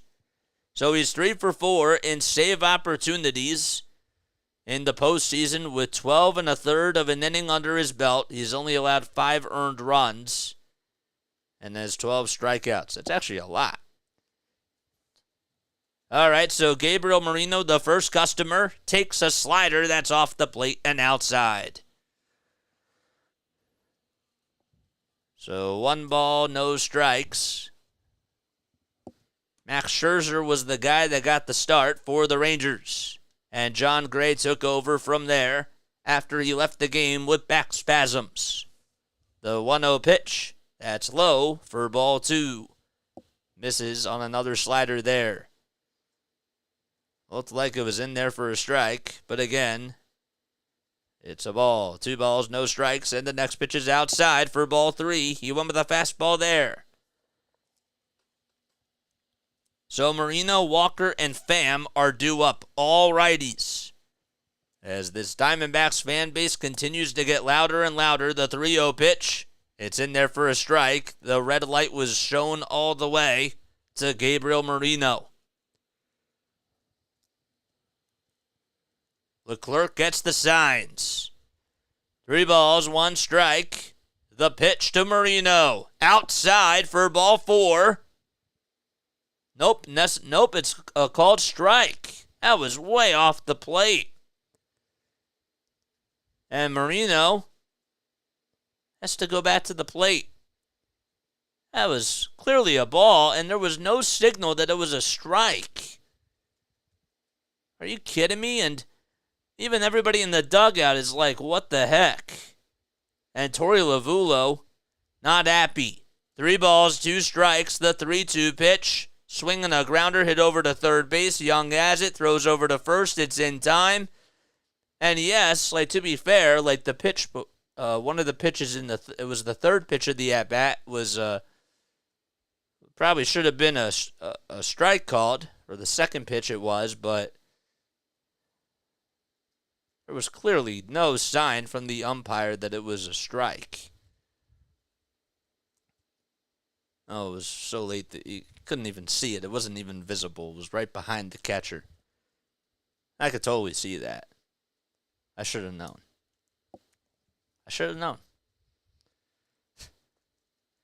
We're in the bottom of the 9th. There's 1 out. Here comes Christian Walker, and he throws a cutter at 90 miles per hour. A lot of great athletes passing away lately. I know it's tough. No balls, 1 strike to Christian Walker with 1 out. The next pitch fouled away.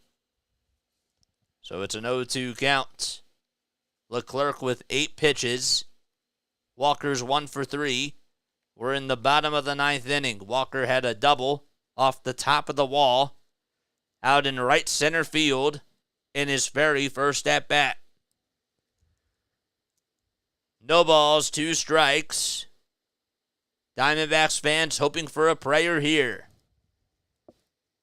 1 out, base is empty. Leclerc gets set at the letters, winds up and delivers. It's upstairs.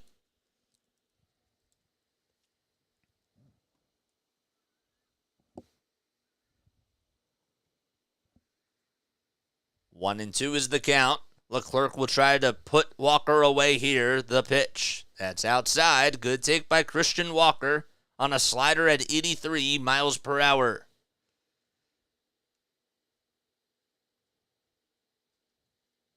On deck is Tommy Pham. 2 balls, 2 strikes to Walker. The pitch. Fouled off again. And we'll do it again.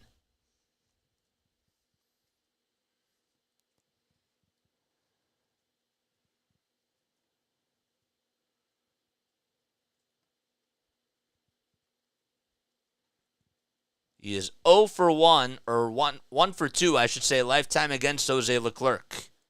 The 2-2 pitch. Swing and a miss. And Walker chases after a slider. And there's 2 outs in the bottom of the 9th inning. That slider was low and away, just above the dirt. And Walker got fooled on that one. And the Rangers are now 1 out away from taking Game 3 of the World Series and going up 2-1.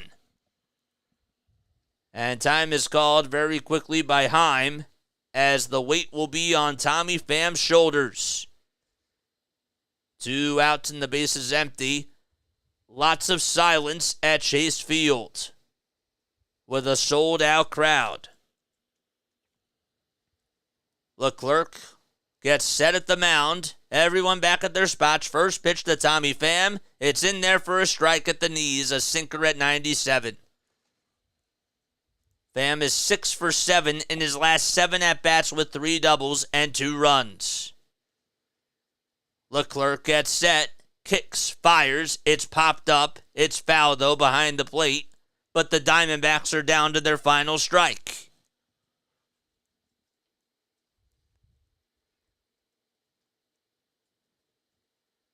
No balls, 2 strikes to Tommy Pham. In Game 3 of the World Series, Rangers lead it 3-1. The 0-2, it bounces outside and low.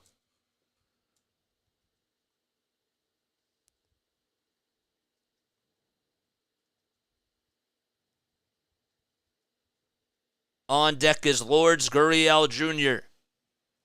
Leclerc with pitch number 16 coming up. He gets ready, kicks, fires the pitch, swing and a miss, and that's the ball game. So Jose Leclerc comes in to get the save, puts out the fire and puts the Diamondbacks to sleep tonight as the Rangers take Game 3 by a final score of 3-1, and they lead the series now 2-1.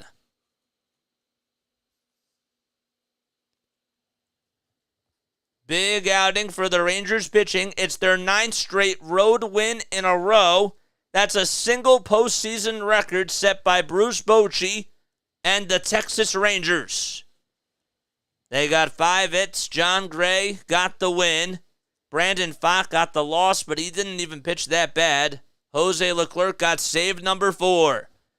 And the Rangers will be back tomorrow night at 8:03 p.m. Eastern Time. Both teams will be back tomorrow night for Game 4 of the World Series. Diamondbacks will hopefully try to tie the series for their sake, and the Rangers are looking to go up 3-1.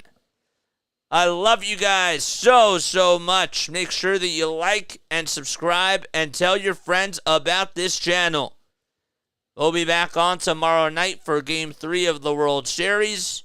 We also do Sixers basketball, Phillies baseball, Flyers hockey, and Eagles football. I love each and every one of you. Starfinder says, thanks for calling the game, JJ. Have a great night. I'll see you tomorrow. Thanks for the call, JJ, says Leslie. Interesting into the 9th. It was. You too, Starfinder. Hopefully the Diamondbacks can bounce back tomorrow, says Katie. My boy Mike's here. What's up, Mike? How you doing, man? Thanks for coming on. You're my brother, dude. Jesse Cass says, bye, JJ. Oh, thanks for coming on, Jesse. Have a great night. See you tomorrow night, says Tom. Let's go. Let's go, Tom. All right, love each and every one of you. All right, Lila Tov, good night, and I will catch you all on the next one. 2 more likes till we get to 40. Let's end it on a positive note. Let's get to 40 likes. If you guys love this cast, just got to hit one button. That's just the like button, man. All right, see you tomorrow night. And I'll catch you on the next one. Lavatov.